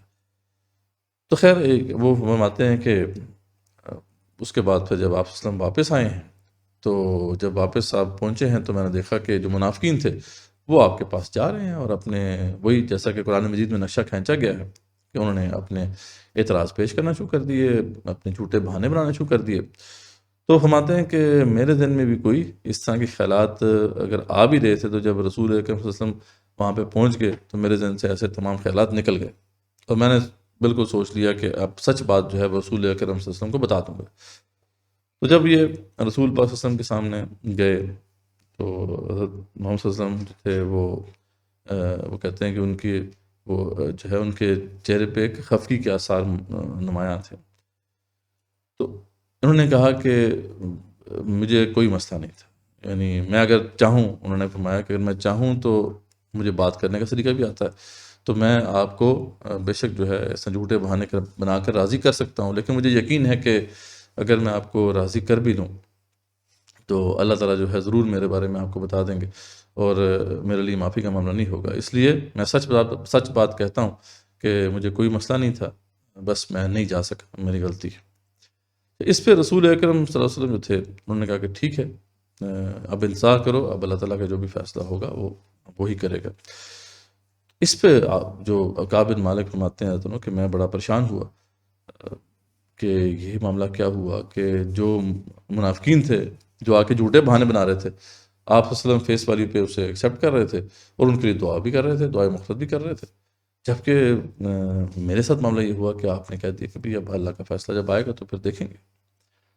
تو کہتے ہیں کہ جب میں یہ بات کہہ کے وہاں سے پلٹا تو جو میرے قبیلے کے لوگ تھے وہ آ کے جو ہے مجھ سے بات کرنا شروع کر دی، انہوں نے جو ہے وہ ڈانٹا اور سمجھایا کہ تم نے یہ کیا کیا، ٹھیک ہے، تم بھی ویسے ہی مطلب بہانے بنا لیتے جیسے لوگوں نے بہانے بنائے ہیں، تو رسول اکرم صلی اللہ علیہ وسلم کی جو دعا ہے وہ تمہارے لیے کافی ہو جاتی۔ دیکھیں کیسے شیطان حملہ کر رہا ہے۔ پہلے شیطان نے کیسے حملہ کیا کہ انتظار میں ان کو رکھا، یہ انتظار کرتے کرتے رہے یہاں تک کہ پیچھے رہ گئے۔ اب دیکھیں شیطان کیا کر رہا ہے، پش کر رہا ہے کہ کس طریقے سے یہ جھوٹے بہانے بنا رہے ہیں. جھوٹے بہانہ بنا لیتے تو یہ بھی مرض نفاق جو ہے ان کو لگ جاتا. تو وہ پش کر رہا ہے شیطان کہ کس طریقے سے جھوٹا بہانہ بنا لیں. وہ کہتے ہیں کہ مجھے انہوں نے اتنا مطلب مجھے انہوں نے باتیں سنائی کہ میرے دل میں بھی خیال پیدا ہو گیا کہ میں واپس جا کر رسول اکرم صلی اللہ علیہ وسلم سے کوئی جھوٹا بہانہ جو ہے بنا ہی دوں. لیکن پھر میں نے پوچھا کہ بھئی میں اکیلا ہی ہوں یا میرے جیسے اور بھی کوئی ہیں جن کو یہ جواب ملا. تو اس پہ جو ہے وہ فرماتے ہیں کہ مجھے بتایا گیا کہ 2 اور صحابہ بھی ہیں جن کے ساتھ یہ معاملہ ہوا ہے، ہلال بن امیہ اور مرارہ بن ربیع رضی اللہ عنہما. تو یہ جو 2 تھے، کہتے ہیں کہ ان کے بارے میں جب میں نے سنا تو مجھے کچھ تسلی ہو گئی، کیونکہ یہ تو بڑے صحابہ میں سے تھے اور یہ مطلب بدری صحابہ میں سے تھے. اور خود فرماتے ہیں کہ میں بدر میں تو شریک نہیں ہوا تھا، لیکن یہ ہے کہ میں بیعت اکبر ثانیہ میں ضرور جو ہے شامل رہا تھا. اور وہ فرماتے ہیں کہ میرے نزدیک یہ جو وقت تھا ہمارے لیے اس سے زیادہ سخت تھا. تو خیر وہ فرماتے ہیں کہ مجھے وہ تسلی ہوگی کہ ان کو بھی یہی جواب ملا ہے جو مجھے ملا ہے. تو پھر میں میرے ذہن میں جو خیال پیدا ہوا تھا کہ میں جھوٹا بہانہ بناؤں، یہ ذہن سے نکل گیا.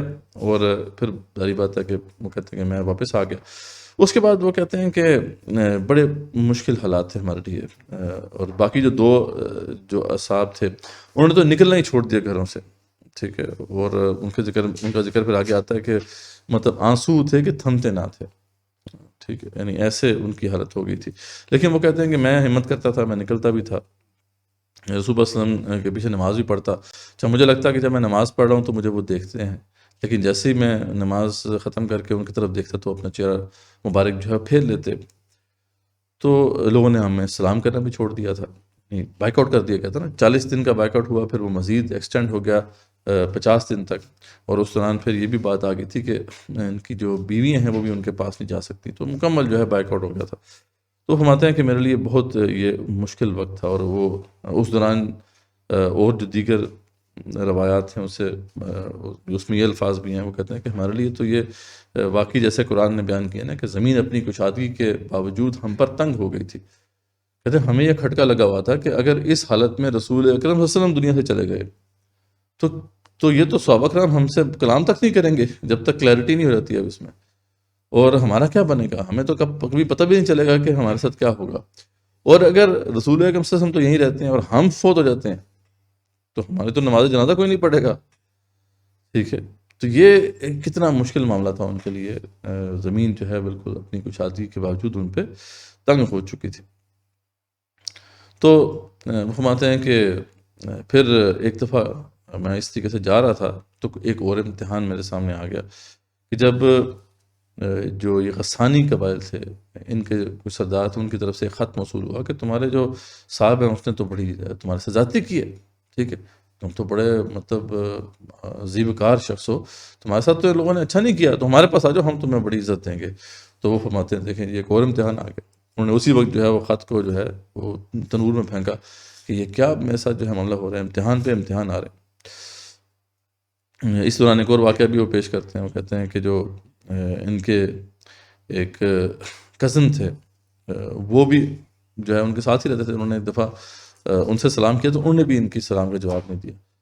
اور جب انہوں نے کہا کہ تمہیں معلوم نہیں کہ میں اللہ اس کے رسول سے کتنی محبت کرتا ہوں، تو انہوں نے کوئی جواب نہیں دیا، ٹھیک ہے. اور جب میں نے ایک دفعہ پھر جب ان سے پوچھا تو انہوں نے کہا کہ اور اللہ اس کے رسول ہی بہتر جانتے ہیں. یعنی وہ فرماتے ہیں کہ میرے اپنے جو رشتہ دار تھے وہ بھی اس طریقے سے جو ہے مجھ سے ایسے ہو گئے جیسے اجنبی ہیں. تو کہتے ہیں یہ سچویشن ہماری ہو گئی تھی. اور بعد میں پھر وہ حکم بھی آ گیا کہ بیویاں جو ہیں وہ بھی علیحدہ رہیں. اس پر جو ایک صحابی تھے مرارہ بن ربیع، ان کی وائف جو ہیں، ان کی جو بیوی تھیں، وہ رسول اللہ صلی اللہ علیہ وسلم کی خدمت میں حاضر ہوئیں. انہوں نے کہا کہ کیا ہمیں یہ حکم ہے کہ ہم ان کو چھوڑ دیں یا ان کی خدمت ہم کر سکتے ہیں؟ انہوں نے کہا نہیں، خدمت تو کر سکتی ہیں آپ، بس یہ ہے کہ صحبت نہیں کر سکتے. انہوں نے کہا وہ صحبت کیا کرنی ہے، وہ جب سے یہ معاملہ ہوا ہے ان کی آنسو تھمتے نہیں ہیں. یہ احساس تھا ان کو اپنی غلطی کا. تو بہرحال حضرت کعب بن مالک کہتے ہیں کہ رضی اللہ عنہ کہ میرے دن میں بھی خیال آیا کہ میں اپنی جو ہے بیوی کو اس طریقے سے کہ بتا دوں اللہ تعالیٰ رسول صلی اللہ علیہ وسلم کہ میری بیوی بھی خدمت کے لیے رہنا چاہتی ہے میرے ساتھ، لیکن خیر انہوں نے کہہ دیا کہ میں نے کہا کہ میں تو جوان ہوں، پھر مجھے پتہ نہیں کیا جواب ملے، تو اپنی بیوی کو انہوں نے جو ہے میکے بھجوا دیا اور کہا بتا دیا کہ اب اللہ تعالیٰ کا جب بھی فیصلہ ہوگا تبھی دیکھیں گے کیا معاملہ ہوتا ہے۔ تو یہ کہتے ہیں کہ ہمارے ساتھ معاملہ ہوا، یہاں تک کہ پھر ہمارے ساتھ یہ کرم ہوا کہ وہ کہتے ہیں مجھے ابھی تک وہ وقت یاد ہے جب ہماری جو توبہ کا فیصلہ جو ہے اللہ کی طرف سے آ چکا تھا، تو کہتے ہیں کہ دور سے کسی نے جو ہے وہ آواز دی پہاڑی پہ چڑھ کے کہ کعب تمہیں مبارک ہو، تو کہتے ہیں کہ وہ آواز مجھ تک پہنچی، اس دوران ایک گھڑسوار بھی بھاگ کے میرے طرف آ رہا تھا تاکہ مجھے خوشخبری سنائے، تو کہتے ہیں کہ لیکن آواز پہلے پہنچ چکی تھی، اس لیے جو وہ مجھے خوشخبری سنانے کے لیے آیا، میرے کہتے ہیں کہ اوپر جو بھی وہ جو آؤٹر گارمنٹ پہنا ہوتا ہے میں نے اس کو وہ دے دیا، وہ بڑے خوش ہوئے اور پھر رسول اللہ صلی اللہ علیہ وسلم کی خدمت میں حاضر ہوئے۔ کہتے ہیں کہ وہاں پہ جو لوگ تھے ان میں بعض صحابہ نے کھڑے ہو کے مجھے گلے لگایا اور سب نے جو ہے مبارکباد دی، آپ صلی اللہ علیہ وسلم بہت خوش ہوئے۔ تو کہتے ہیں اس طریقے سے ہماری توبہ قبول ہوئی۔ تو وہ جب توبہ قبول ہوگی تو کہتے ہیں کہ میں جو میرا جو جتنے بھی مال میرے پاس تھا، ایک باغ بھی تھا اور بھی مال والا تھا، میں نے وہ کہا کہ میں سب اللہ تعالیٰ کے راستے میں دیتا ہوں، کیونکہ ان کی وجہ سے میں رہ گیا پیچھے۔ اللہ والے یہ ہوتے ہیں نا، جب ان کو معلوم ہو جائے کہ کون سی چیز جو ہے وجہ بنتی ہے غلطی کی، تو وہ پھر اللہ کے راستے میں دے دیتے ہیں۔ تو اس پہ آپ صلی اللہ علیہ وسلم نے کہا تھا کہ نہیں، آپ کچھ حصہ جو ہے اپنے لیے رکھ لو، باقی حصہ جو ہے تم دے دو، تو کچھ انہوں نے قبول کر لیا، کچھ انہوں نے کہا کہ آپ اپنے لیے رکھ لو۔ تو اس طریقے سے ان کی توبہ قبول ہوئی، اور یہ سارا واقعہ جو ہے اس کی میں نے آپ کے سامنے سمری رکھ دی ہے، باقی تفصیلات جو ہیں وہ اس طویل حدیث میں موجود ہیں۔ تو دیکھیں کہ یہ حدیث بہت سے اعتبارات سے یہ سارا جو ماجرا ہے نفاق کا وہ ہمارے سامنے کھولتی ہے کہ دیکھیں شیطان نے کتنی کوشش کی۔ شیطان نے سب سے پہلے جو ہے ان کو جو ہے نہیں جانے دیا، انتظار میں رکھا۔ وہ شیطان کی چالوں میں سے ایک بہت بڑی چال ہے کہ وہ انتظار میں رکھتا ہے آپ کو، وہ کہتا ہے کہ ابھی نہیں، کل تمہیں کر لینا، پرسوں کر لینا۔ اسی زندگی کے حوالے سے بھی وہی باتیں کرتا ہے نا آپ کے سامنے، وسوسے ڈالتا ہے کہ دیکھیں ابھی دین کی طرف آنے کی کیا ضرورت ہے، ابھی تو آپ نوجوان ہیں، تھوڑے بھلے چنگے ہو جاؤ، شادی وغیرہ ہو جائے، ویل آف ہو جاؤ، تو پھر اس کے بعد تم اللہ کی بندگی کی طرف آ جانا، اللہ کی طرف آ جانا۔ جب انسان اس وقت نوجوان ہو جاتا ہے اور مشغول ہو جاتا ہے اپنی زندگی میں، تو پھر اس کے بعد شیطان کہتا ہے کہ یار ابھی تو کدھر تم یہ کام کرو گے، جب تم ریٹائر ہو جاؤ تو پھر تم اللہ کی طرف پلٹ آنا۔ یہاں تک کہ پھر انسان ریٹائر بھی ہو جاتا ہے، لیکن انسان کی جو مصروفیتیں ہیں وہ ختم نہیں ہوتی ہیں۔ پھر وہ جناب شیطان کہتا ہے کہ ابھی نہیں، ابھی وقت اور ہے، ابھی تو بہت سا وقت پڑا ہے تمہارے لیے توبہ کا، تو ابھی لگے رہو دنیا کے اندر۔ تو انتظار کراتے کراتے جو ہے وہ قبر تک پہنچا دیتا ہے۔ تو یہ شیطان کی چالوں میں سے ایک بہت بڑی چال ہے۔ تو یہ جو انتظار میں رکھنا یا پروکراسٹینیشن جو کہ اس وقت نوجوانوں کا بہت بڑا مسئلہ ہے، یہ بہت بڑی ایک ڈیزیز ہے جس سے ہمیں اپنے آپ کو بچانا ہے۔ وہ حدیث بھی اس حوالے سے ذہن میں رہنی چاہیے جو امام بہقی نے شعب الایمان میں کوٹ کی ہے۔ وہ مشہور حدیث ہے کہ 5 چیزوں سے پہلے 5 چیزوں کو غنیمت جانو۔ آپ نے 5 چیزوں کا ذکر فرمایا۔ جوانی کو بڑھاپے سے پہلے، ٹھیک ہے، غنیمت جاننا ہے۔ صحت کو بیماری سے پہلے، مالداری کو تنگ دستی سے پہلے، یعنی اگر آپ مالدار ہیں تو پھر مفلسی سے پہلے آپ اس کو غنیمت جانیں، اور فراغت کو مشغولیت سے پہلے، اور زندگی کو موت سے پہلے۔ یہ 5 چیزیں ہیں جن کا ذکر آپ صلی اللہ علیہ وسلم نے فرمایا کہ ان کو غنیمت جانو، اس سے پہلے کہ پھر وہ دوسری جو چیزیں ہیں وہ آ جائیں جن کا ذکر ہوا ہے۔ تو بہرحال یہ جو آج کل نوجوان بھی اس مرض کا شکار ہیں، اور ہم سب بھی تقریباً کسی نہ کسی حد تک اس مرض کا شکار ہیں۔ تو شیطان نے دیکھیں اس طریقے سے حضرت کعب بن مالک کو جو ہے وہ گمراہ کرنے کی کوشش کی، اور قریب تھا کہ ان کو نفاق تک لے جاتا، لیکن یہ ہے کہ وہ بچ گئے۔ تو اب دوسری بات اس میں کیا ہے کہ دیکھیں شیطان کس طریقے سے پش کر رہا ہے کہ وہ ذہن میں وساوس بھی ڈال رہا ہے اور لوگوں کو بھی استعمال کر رہا ہے، ان کے قبیلے کے جو لوگ ہیں ان کو بھی استعمال کر رہا ہے کہ کس طریقے سے کہ یہ جھوٹے بہانے بنا لیں، کیونکہ جھوٹا بہانہ بنا لیا تو مرض نفاق لگ گیا۔ یہ ہم نے دیکھ لیا ہے کہ پہلی سٹیج جو ہے نفاق کی وہ کیا ہے، جب کوئی بھی شخص جو ہے وہ جہاد سے گریز کو جسٹیفائی کر دے اس طریقے سے کہ جھوٹا بہانہ بنا لے کہ جی میں جانا چاہتا تھا لیکن میرے ساتھ یہ مسئلہ ہو گیا۔ جھوٹا بہانہ نہیں چلتا تو پھر اگلی سٹیج جو ہے وہ جھوٹی قسم کھانے کی سٹیج ہے۔ ظاہری بات ہے جس کمیونٹی کے اندر وہ یہ بات کر رہا ہے، جھوٹے بہانے بنا رہا ہے، اور اس کمیونٹی میں باقی لوگ تو اس فرض کی ادائیگی کر رہے ہیں، خاص طور پہ جہاد و قتال فی سبیل اللہ کی فرضیت کے ضمن میں پھر مرض نفاق جو ہے وہ بالکل کھل کے سامنے آ جاتا ہے۔ تو وہ اس کمیونٹی میں باقی لوگ تو جہاد و قتال فی سبیل اللہ کے فریضے کو سر انجام دے رہے ہیں، تو اب یہ اگر جھوٹے بہانے بنا رہا ہے تو کب تک جھوٹے بہانے بناتا رہے گا؟ مواقع تو آتے رہیں گے جہاد فی سبیل اللہ کے. تو خیر یہ بندہ جب ایکسپوز ہونا شروع ہو جائے گا تو پھر اگلا سٹیپ لا محالہ پھر جھوٹی قسموں کا آ جاتا ہے، کیونکہ یہ شخص جو ہے پھر خود یہ فیل کرنا شروع کر دیتا ہے کہ اس کی بات اب لوگ نہیں مان رہے، اور لوگ بھی دیکھنا شروع کر دیتے ہیں کہ یہ بندہ جھوٹ بول رہا ہے. اب اسے جھوٹی قسمیں کھانی پڑیں گی، لیکن جھوٹی قسمیں بھی کب تک کھائے گا؟ اسی کمیونٹی میں اگر رہنا ہے تو پھر مواقع تو آتے رہیں گے، اور پھر دوبارہ سے اس کو جو ہے قسمیں کھانی پڑیں گی جسٹیفائی کرنے کے لیے. لیکن اگر ایک دو دفعہ قسمیں کھا لیں تو پھر اس کے بعد لوگ اس پہ ٹرسٹ نہیں کریں گے. تو اب وہ وقت آ جاتا ہے کہ جب یا تو وہ اپنی اصلاح کر لے یا پھر اسے ماننا پڑے گا کہ جی یہ درست ہی نہیں ہے، ٹھیک ہے، وہ انکار ہی کر دیتا ہے. یہ تو جہاد فی سبیل اللہ جو ہے لازم ہی نہیں ہے دین کے اندر، تو یہ جہاد تھوڑی ہے، یہ تو خودکشی ہے، جہاد ہو تو ہم کریں. اس طرح کی باتیں بھی منافقین کرتے تھے. تو یہ وہ سٹیج ہے جسے اللہ تعالیٰ نے صدوا عن سبیل اللہ کی سٹیج کہا ہے، جب شخص جو ہے خود بھی رک جاتا ہے اور دوسروں کو بھی روکنا شروع کر دیتا ہے.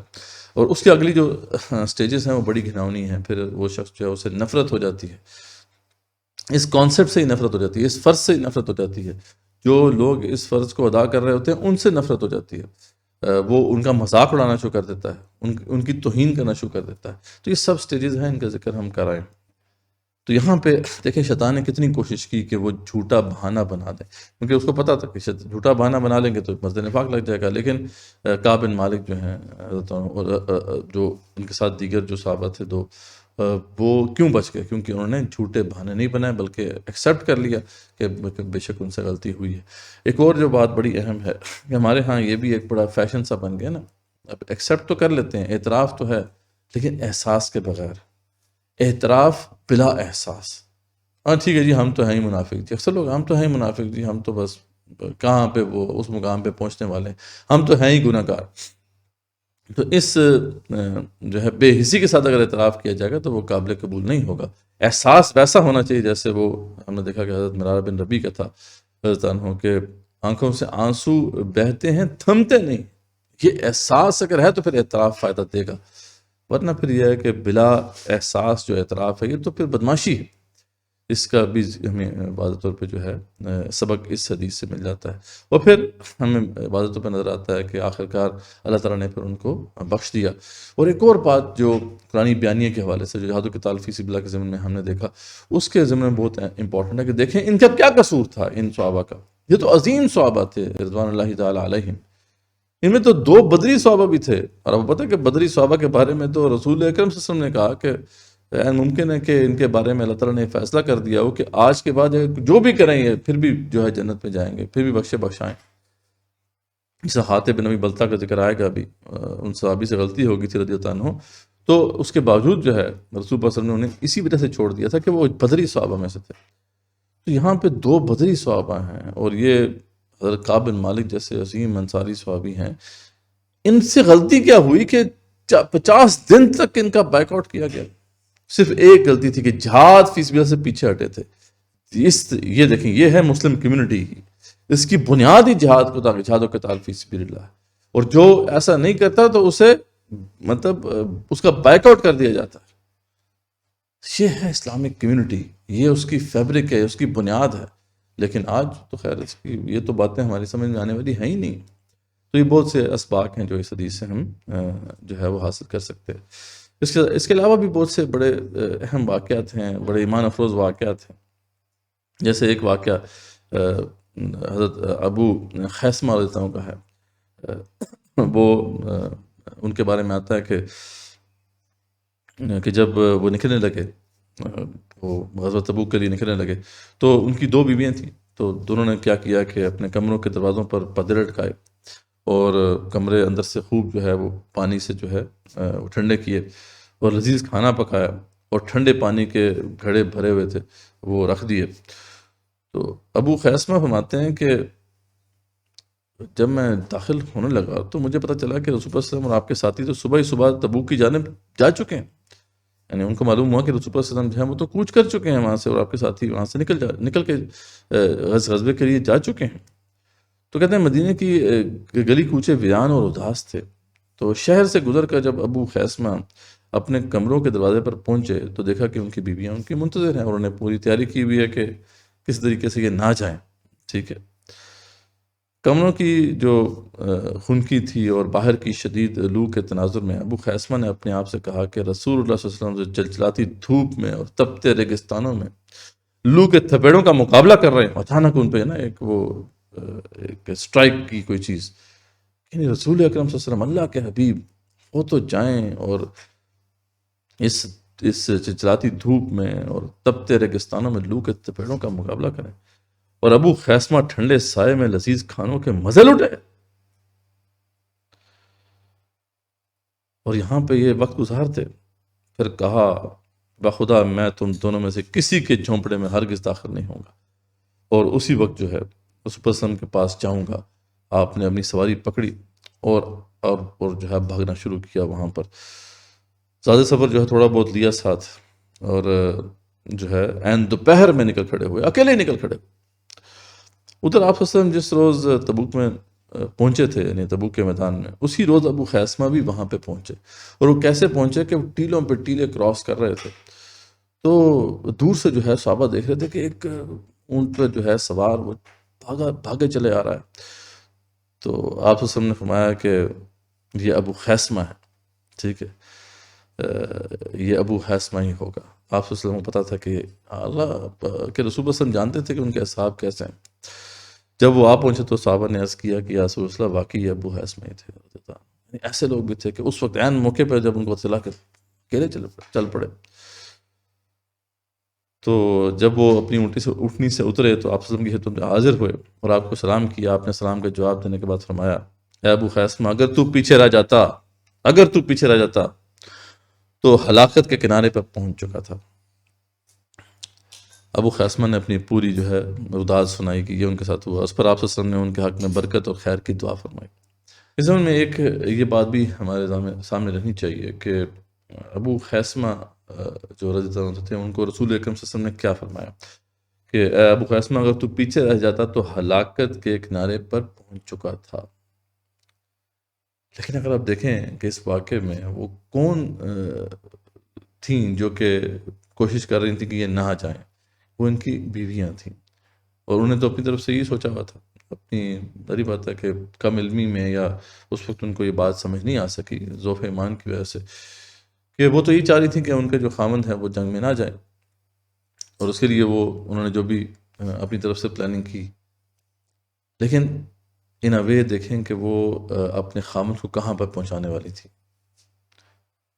وہ ان کو تباہی کے کنارے پر پہنچا دیتی اگر وہ کامیاب ہو جاتی۔ تو اس حوالے سے خواتین کو بھی اپنا رول پہچاننا ہے کہ وہ یا تو اس راہ میں رکاوٹ بن جائیں گی یا پھر جو ہے کہ اس راہ میں فیسیلیٹیٹ کرنے کا باعث بنیں گی۔ اور اس کے برعکس ایک اور واقعہ بھی ہمارے سامنے رہنا چاہیے کہ جو ابو دہدہ رضی اللہ عنہ کا واقعہ ہے کہ آپ نے جب ایک بہت بڑا باغ جو تھا ان کا بیرہا باغ، جس کے اندر 600 سے اوپر جو ہے کھجور کے درخت تھے، اور اسی میں ان کا ایک بڑا محل نما گھر تھا اور ایک پانی کا کنواں تھا، وہ سب کا سب جو ہے جب اللہ کے لیے دے دیا تو جب وہ واپس آئے ہیں تو اپنی بیوی سے باہر سے جو ہے وہ آواز لگائی کہ دادا کی ماں باہر آ جاؤ کہ میں نے یہ باغ جو ہے یہ اللہ کو جو ہے وہ دے دیا، اس کا سودا کر دیا۔ تو ان کی جو بیوی تھی ان کا رول کیا تھا کہ انہوں نے جب یہ بات سنی تو انہوں نے یہ ضرور پوچھا کہ اچھا کس کے عوض سے تم نے بیچا ہے؟ تو انہوں نے کہا کہ میں نے اس کا ایک ایک درخت جو ہے وہ بیچ دیا ہے، ایک ایسے درخت کے عوض جو جنت میں ہمیں ملے گا اور جس کے سائے میں ایک گھوڑ سوار جو ہے 100 سال بھی چلتا رہے گا تو وہ اس کا سایہ ختم نہیں ہوگا۔ تو وہ اتنی خوش ہوئی ہیں جو حضرت ابو دہدہ کی جو بیوی تھیں کہ انہوں نے کہا کہ بالکل تم نے بہت اچھا سودا کیا ہے۔ تو خود ابو دہدہ رضی اللہ عنہ جب یہ جا رہے تھے اپنی بیوی کو بتانے کے لیے تو بڑے ایکسائٹڈ تھے، بڑے خوش تھے کہ انہوں نے بڑا زبردست سودا کر دیا، حالانکہ اتنا بڑا باغ، اتنی بڑی پوزیشن جو ہے انہوں نے اللہ تعالیٰ کے راستے میں دے دی۔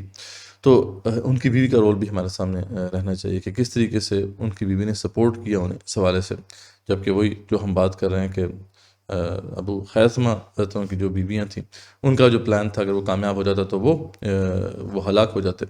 تو خواتین کا رول جو ہے اس حوالے سے ہمارے سامنے رہنا چاہیے، اسی لیے اللہ تعالیٰ نے یہ بات واضح کی ہے کہ ان من ازواجکم و اولادکم عدو لکم، بے شک تمہاری بیویوں میں اور تمہاری اولادوں میں تمہارے دشمن ہیں، فَذَرُوهُمْ، تو اللہ تعالیٰ نے انسٹرکشن دی کہ ان سے ہوشیار رہو۔ کیونکہ ان کی جو محبت ہے وہ بہت بڑی رکاوٹ بن جایا کرتی ہے۔ یہ جو آیت ہے یہ سورہ تغابن میں آتی ہے، اور یہ اس وقت نازل ہوئی تھی آیت جب بعض صحابہ کرام جو بعد میں جو ہے جنہوں نے ہجرت کی، جب وہ وہاں پہ پہنچے تو انہوں نے دیکھا کہ جو پہلے ہجرت کر کے آئے تھے وہ ایمان میں بھی بہت آگے نکل گئے، اور تقویٰ میں بہت آگے نکل گئے، علم میں بہت آگے نکل گئے۔ تو ان کو جو ہے غصہ آیا اپنی بیوی بچوں پر کہ جن کی وجہ سے وہ پہلے ہجرت نہیں کر پائے تھے، کیونکہ ان کے جو بیوی بچے تھے انہوں نے رونا شروع کر دیا تھا اور دہائی دینی شروع کر دی تھی، جس کی وجہ سے وہ پیچھے رہ گئے تھے۔ تو اس لیے اللہ تعالیٰ نے یہاں پہ ایک وارننگ دے دی کہ دیکھو بعض تمہاری جو بیویاں ہیں، تمہارے بچے ہیں، ان میں تمہارے دشمن ہیں۔ کیوں؟ کیونکہ تمہیں وہ دین حق سے روکیں گے۔ تو جو مردوں کو بھی اپنی ذمہ داری پہچاننی ہے، ہوشیار رہنا ہے، اور عورتوں کو بھی دیکھنا ہے کہ وہ کس طریقے سے ایک رول ادا کریں گی۔ وہ چاہیں تو اس حوالے سے فیسیلیٹیٹ کر سکتی ہیں اپنے خاوندوں کو، یا پھر یہ کہ وہ اس راہ میں ایک بہت بڑی رکاوٹ بن سکتی ہیں۔ اور اس سے بھی زیادہ ایمان افروز واقعہ تو سیدنا ابو ذر غفاری کا تھا رضی اللہ عنہ۔ بہت بڑے صحابی ہیں، آپ کو پتہ ہے کہ یہ وہ صحابی ہیں جو میدان جنگ میں بھی صف اول میں لڑنے والے تھے، یعنی ایسے بہادر صحابی۔ تمام ہی صحابہ جو ہے وہ رہبان باللیل اور فرسان بالنہار کی مثال تھے، مطلب تمام صحابہ کا یہی معاملہ تھا، لیکن ان کا تو ایک خاص معاملہ تھا ابو ذر غفاری کا، تو اس بالکل منفرد اور ممتاز تھے وہ اس میں۔ حضرت تبوک میں حضرت ابو ذر غفاری رضی اللہ عنہ کا جو اونٹ تھا وہ تھک ہار کر بیٹھ گیا، راستے میں ان کا اونٹ بیٹھ گیا، اسے اٹھانے کی کوشش کی، مگر جب وہ نہ اٹھا تو پیدل ہی چل پڑے، پیدل چلنا شروع کر دیا اس مطلب ریگستان کے اندر جہاں پہ تپتی ہوئی دھوپ تھی اور اتنا لمبا سفر تھا۔ صحابہ نے عرض کیا یا رسول اللہ کوئی تنہا مسافر ریگستان میں پیدل چلا آ رہا ہے۔ جب وہاں پہ پڑاؤ ڈالا تھا تبوک میں جا کے، ایک تو ابو حیثمہ وہاں سے وارد ہوئے، پھر صحابہ نے دیکھا کہ ایک مسافر پیدل ہی چلا آ رہا ہے۔ آپ نے فرمایا کہ یہ ابو ذر ہوگا، یہ اور کوئی نہیں ہو سکتا، یہ ابو ذر ہی ہو سکتا ہے، وہی اکیلا چلنے کی ہمت رکھتا ہے۔ آپ کو پتا تھا کہ آپ کے اصحاب میں اور کوئی شخص اتنا مضبوط ہے ہی نہیں کہ وہ یہ کام کر سکے، یہ ابو ذر ہی ہو سکتا ہے، اکیلے ہی میں اسے وفات آئے گی۔ یعنی یہ اس کی شان ہے کہ اللہ تعالیٰ اس کو اکیلے ہی اٹھائے گا، اور اکیلے ہی قیامت کو وہ اٹھے گا۔ حضرت ابو ذر غفاری جو ہے کارواں کے پاس آپ پہنچے تو صحابہ نے ان کو یہ واقعہ بتایا کہ اس طریقے سے رسول اللہ صلی اللہ علیہ وسلم نے ان کے بارے میں بات کی ہے، تو وہ آپ کی خدمت میں حاضر ہوئے، عرض کرنے لگے کہ یا رسول اللہ وسلم آپ نے یہ اور یہ فرمایا ہے۔ آپ نے کہا کہ ہاں بالکل یہ میں نے کہا ہے۔ اچھا اس پہ دیکھیں صحابہ کا کیا مزاج تھا، ان کو اس بات پہ کنسرن نہیں تھا کہ میں اکیلا جو ہے وہ دنیا سے جاؤں گا، ان کو کنسرن کیا تھا، وہ دیکھیں وہ اللہ کے رسول صلی اللہ علیہ وسلم سے شیئر کرتے ہیں، فرماتے ہیں کہ مجھے موت کا تو کوئی ڈر نہیں ہے، وہ جہاں بھی آ جائے، تو میری نماز جنازہ اور تجہیز و تکفین کا اہتمام کون کرے گا، مجھے اس کا کنسرن ہے، آپ بتا دیں۔ تو آپ سے نے فرمایا کہ اس کی فکر نہ کرو، تمہاری نماز جنازہ میں مومنین کی ایک جماعت شریک ہوگی، وہ تمہارا بندوبست ہو جائے۔ تو یہ ابو ذر غفاری جو ہے پیدل ہی وہاں پہ پہنچ گئے، تو جن کے اندر ہمت تھی، جو آڈز کے اگینسٹ بھی جو ہے وہ آگے بڑھتے گئے اور پہنچے یہاں پر، تو جو نہیں جانے والے تھے وہ نہیں گئے، جن کو اللہ تعالیٰ نے قبول نہیں کیا ان کو ریجیکٹ کر دیا، اور جن کو اللہ تعالیٰ نے قبول کیا تو ایسے بھی قبول کیا کہ اس طریقے سے جو ہے وہ دوبارہ لشکر کے اندر پہنچ گئے۔ تو یہ بھی بڑے ایمان افروز واقعات ہیں جو حضرت تبوک میں ہمارے سامنے آتے ہیں۔ اللہ تعالیٰ ان سب سے خوش ہو، رضی اللہ عنہم ورضوان۔ بہت عظیم لوگ تھے، انہوں نے بہت قربانیاں دی، ہم نے ان کے مقابلے میں کچھ بھی نہیں کیا ابھی دین کے لیے، نہیں اس کے باوجود ہم یہ سمجھے بیٹھے ہیں کہ جنت ہمیں مل جائے گی، جبکہ ان سے اللہ تعالیٰ کیسے کلام کرتے ہیں کہ ام حسبتم ان تدخلوا الجنہ، اور تم نے کیسے حساب لگا لیا تمہیں جنت ایسے مل گئی۔ تو خود امیجن کریں کہ ہمارا حال کیا ہو۔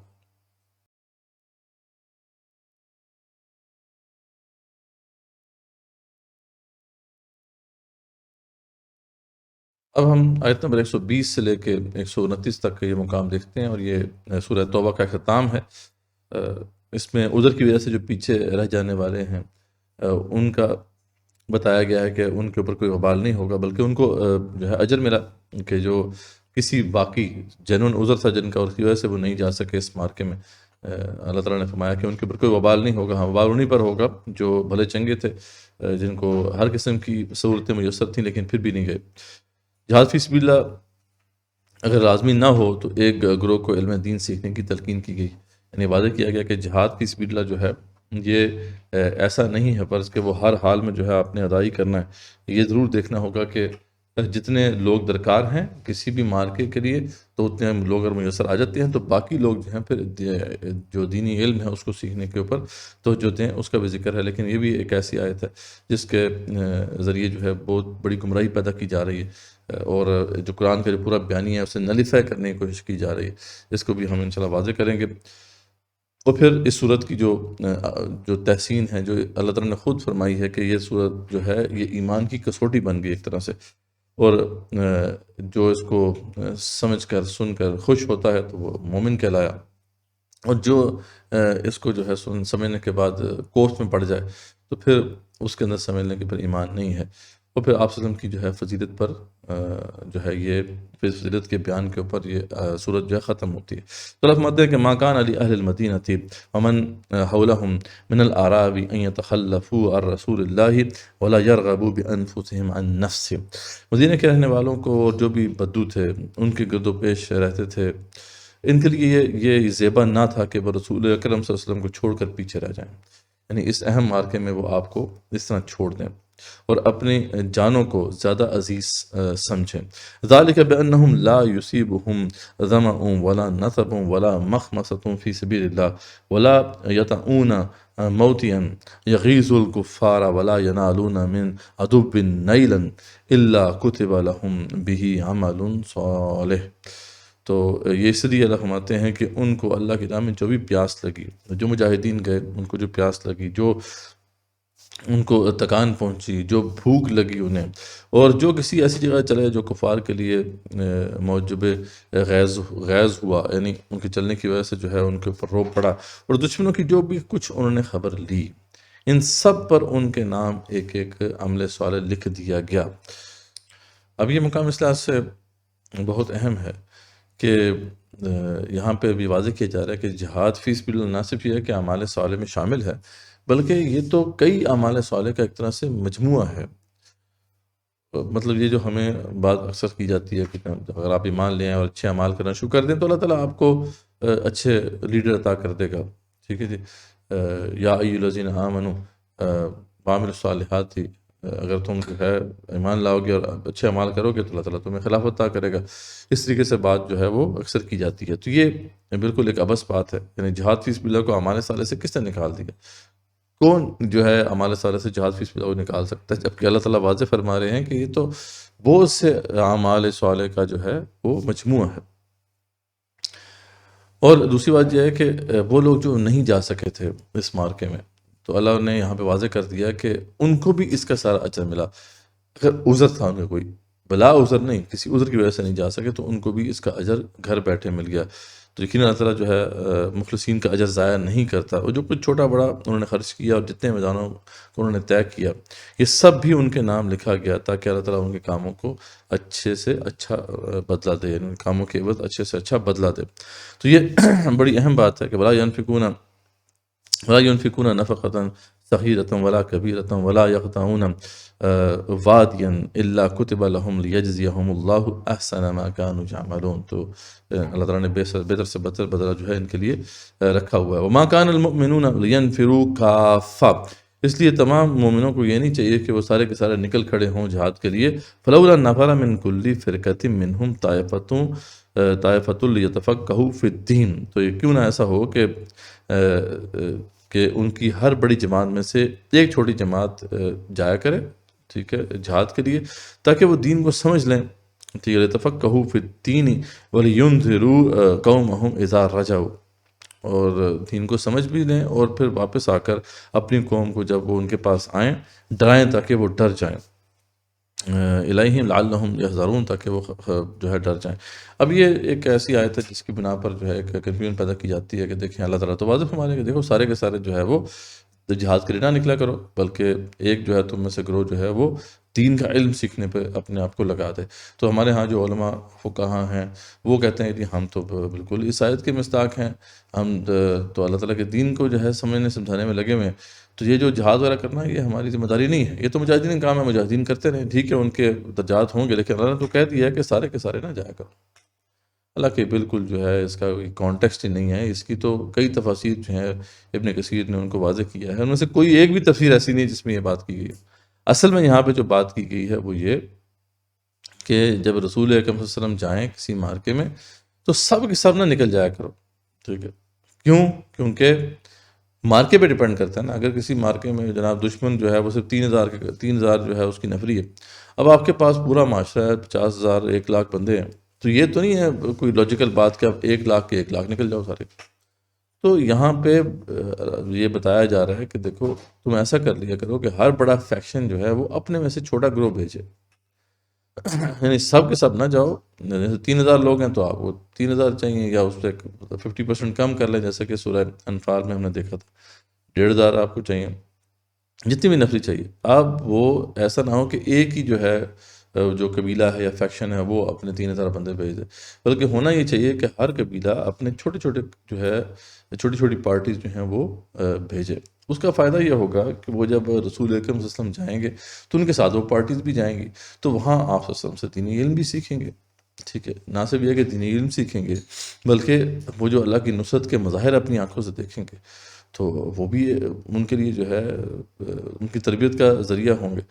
اور پھر جب واپس آئیں گے وہ اپنے اپنے فیکشن میں، اپنے اپنے قبیلوں میں، تو پھر وہ یہ سارے واقعات شیئر کریں گے، اور جو نالج سیکھا تھا وہ بھی شیئر کریں گے۔ تو اس طریقے سے زیادہ بہتر طریقہ ہے کہ سب کے سب جو ہے اس علم سے مستفید ہو سکتے ہیں جو رسول صلی اللہ علیہ وسلم سے حاصل ہو رہا ہے۔ اسی طریقے سے اگر رسول صلی اللہ علیہ وسلم نہیں جاتے، ٹھیک ہے، رسول صلی اللہ علیہ وسلم یہیں پہ رہتے ہیں اور آپ کسی پارٹی کو آگے بھیج دیتے ہیں، جہادی پارٹی کو، تو اس کے لیے بھی بہتر یہی ہے کہ آپ صلی اللہ علیہ وسلم کے ساتھ ایک کو یہاں پہ رہے، آپ کے ساتھ علم سیکھے، اور وہ لوگ جو جہاد کے لیے گئے ہوئے ہیں جب واپس آئیں تو ان کو تاکہ دین کا علم جو ہے سکھایا جا سکے۔ یعنی اس کا لب لباب یہ ہے، ویسے تو بہت سی تفاسیر ہے، تقریباً 5-6 اس کی تفاسیر ہیں۔ ایک جو تفسیر ہے اس میں یہ بھی ہے کہ یہ مسئلہ جہاد فی سبیل اللہ کا تھا ہی نہیں، یہ مسئلہ جو تھا وہ علم سکھانے کے حوالے سے تھا، ٹھیک ہے؟ اس میں یعنی دینی علم سکھانے کے حوالے سے تھا۔ وہ یہ تھا کہ ایک قبیلہ تھا، بہت بڑا قبیلہ تھا، جس کی جب بدماشیاں بہت بڑھ گئیں تو آپ وسلم نے ان کے اوپر جو ہے بدعا دی تھی کہ ان کے اوپر قحط سالی کا جو ہے وہ عذاب آئے۔ وہ جب عذاب آ گیا تو پھر وہ پلٹے۔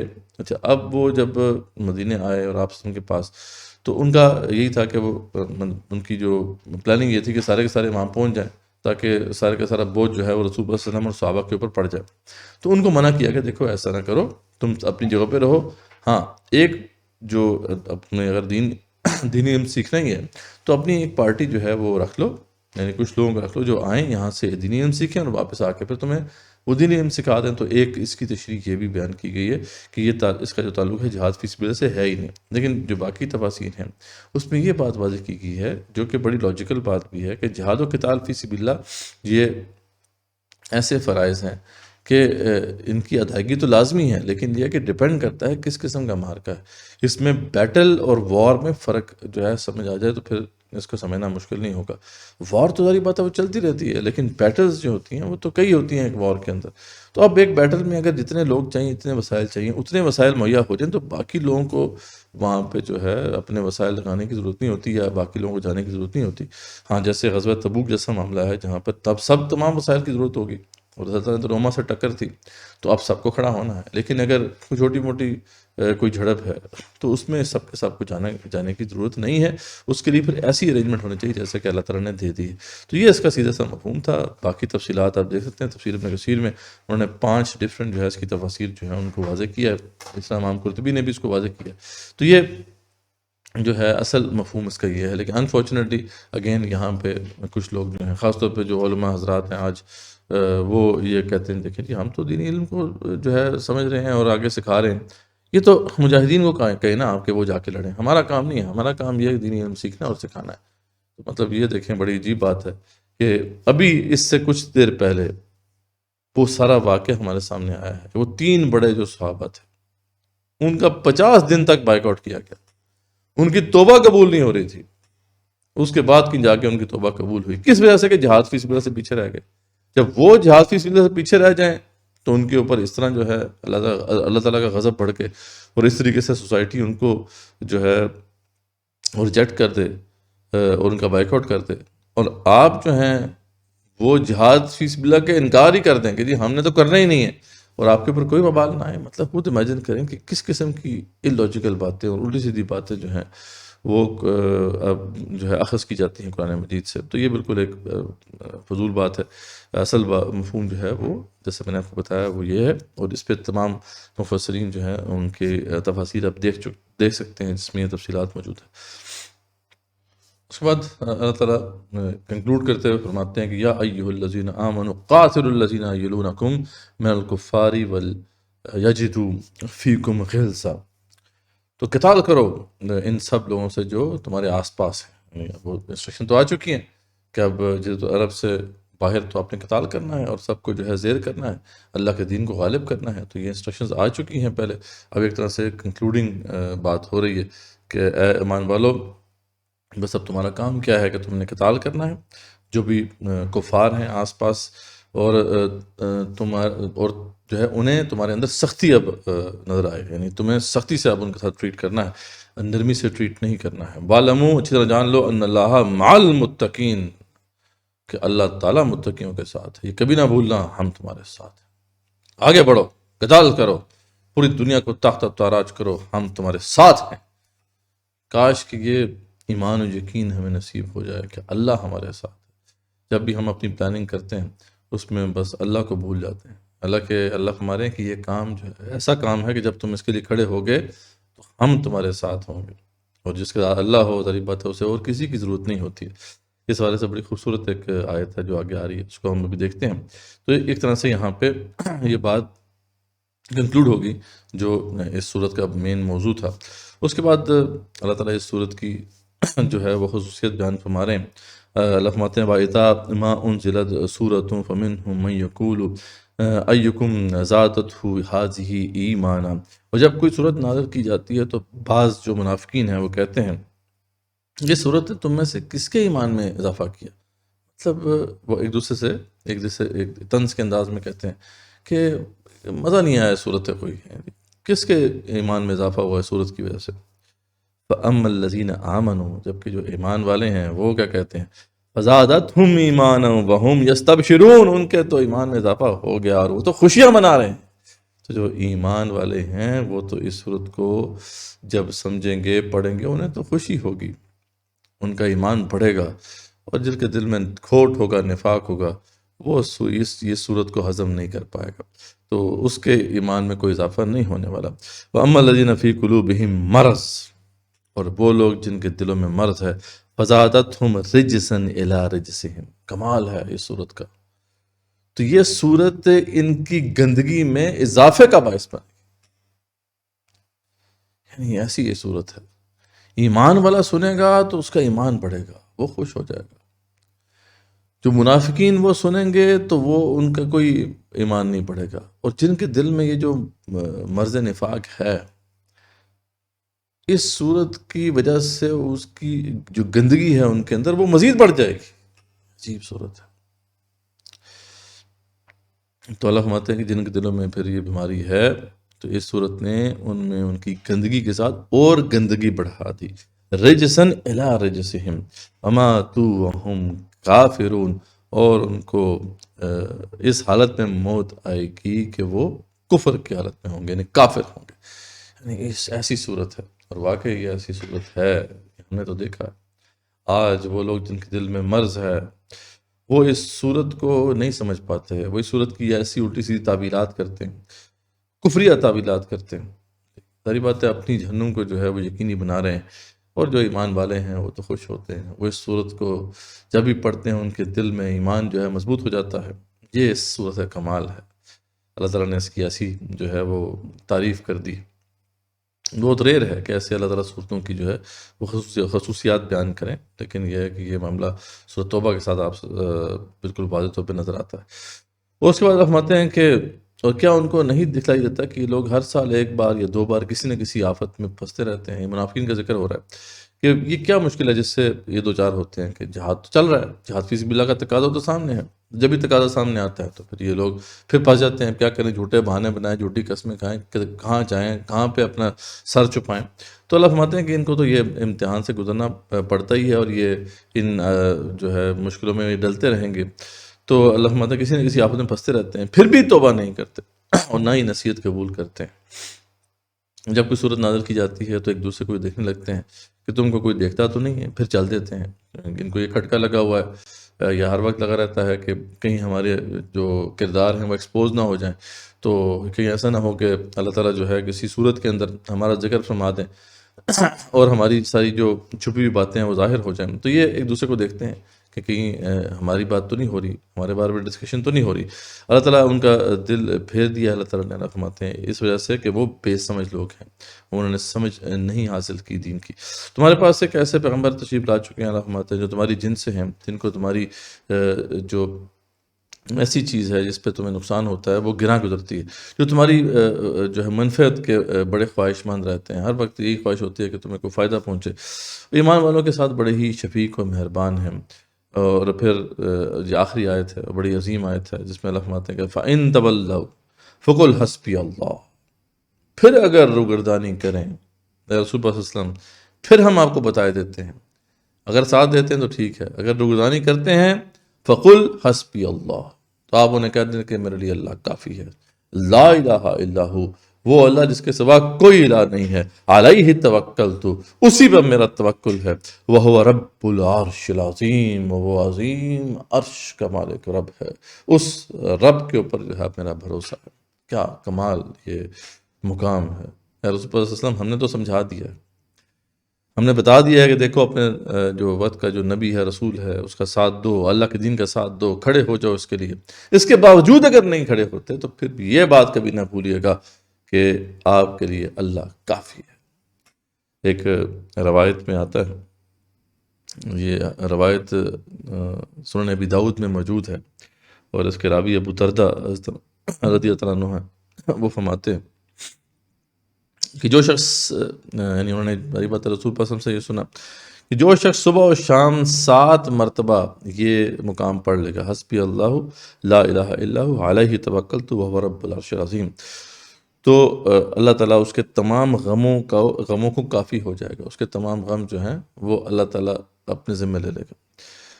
تو یہ مطلب اس کی فضیلت ہے، اور واقعی ایسا زبردست یہ مقام ہے. یعنی اس کو اگر پڑھتے رہیں، ویسے اگر پڑھتے رہیں تو آپ کے دل میں ایک تسلی پیدا ہونا شروع ہوتی ہے. اس کا ورد کریں، فقل حسبی اللہ لا الہ حسبی اللہ لا الہ الا ہو علیہ توکلت وہو رب العرش العظیم. تو بہت ہی عظیم آیت پر اس عظیم صورت کا اختتام ہوا. آپ نے دیکھا کہ یہ جہاد و قتال فی سبیل اللہ کا جو قرآنی بیانیہ ہے، اس کا کلائمیکس ہے. اس میں بڑے واضح احکامات جو ہے دیے گئے ہیں، انسٹرکشنز دی گئی ہیں مسلمانوں کو، اور منافقین کا جو کردار ہے اس کو کھول کے واضح کیا گیا. مختلف جو ہے ان کی جو فیکشنز تھے ان کے بارے میں بتایا گیا، کس کس طریقے سے وہ مرد نفاق میں مبتلا ہوئے اس کا ذکر ہے. اور پھر ایمان اور نفاق کے بیچ میں ایک ذوف ایمان کی جو سٹیج ہوتی ہے اس کا ذکر بھی ہے کہ وہاں سے واپس بندہ آ سکتا ہے، لیکن اس کی بھی کچھ شرائط ہیں جو ہمارے سامنے رہنی چاہیے، جس کا ذکر ہم نے تفصیل سے کیا. تو اب ہم انشاءاللہ جو ہے ایک نئے گروپ کا آغاز کریں گے. یہاں پہ ہماری جو سورہ توبہ ہے وہ کمپلیٹ ہوئی. اس طریقے سے جو دوسرا گروپ تھا صورتوں کا وہ بھی کنکلوڈ ہوا، جس میں 2 عظیم مکی صورتیں تھیں، سورہ انعام اور سورہ اعراف، اور 2 عظیم مدنی صورتیں تھیں، سورہ انفال اور سورہ توبہ. اور اس گروپ کا اگر مدنی صورتوں کے حوالے سے دیکھا جائے تو ٹاپک جو تھا وہ جہاد و قتال فی سبیل اللہ تھا، جو بہت ہی تفصیل سے آ گیا ہے. اس کے مقاصد واضح ہو چکے ہیں جہاد و قتال فی سبیل اللہ کے، اس کی حکمتیں واضح ہو چکی ہیں، اس کے فوائد کیا ہیں وہ ہمارے سامنے آ چکے ہیں، اور اس کے جو فرض ہے، اس کا جو فرض ہونا ہے یہ بالکل اسٹیبلش ہو چکا ہے ہمارے سامنے. تو یہ چیزیں اب ایک طرح سے کنکلوڈ ہوئیں. اب انشاءاللہ جو نیا گروپ ہے اس کا آغاز ہوگا. نیکسٹ سیشن میں ہم آپ کے ساتھ حاضر ہوں گے. وآخر دعوانا الحمدللہ رب العالمین. لمن حفظ الكتاب بصدره فبدا وضيئا كالنجوم تألقا وتمثل القرآن في أخلاقه وفعاله فيه الفؤاد تعلقا.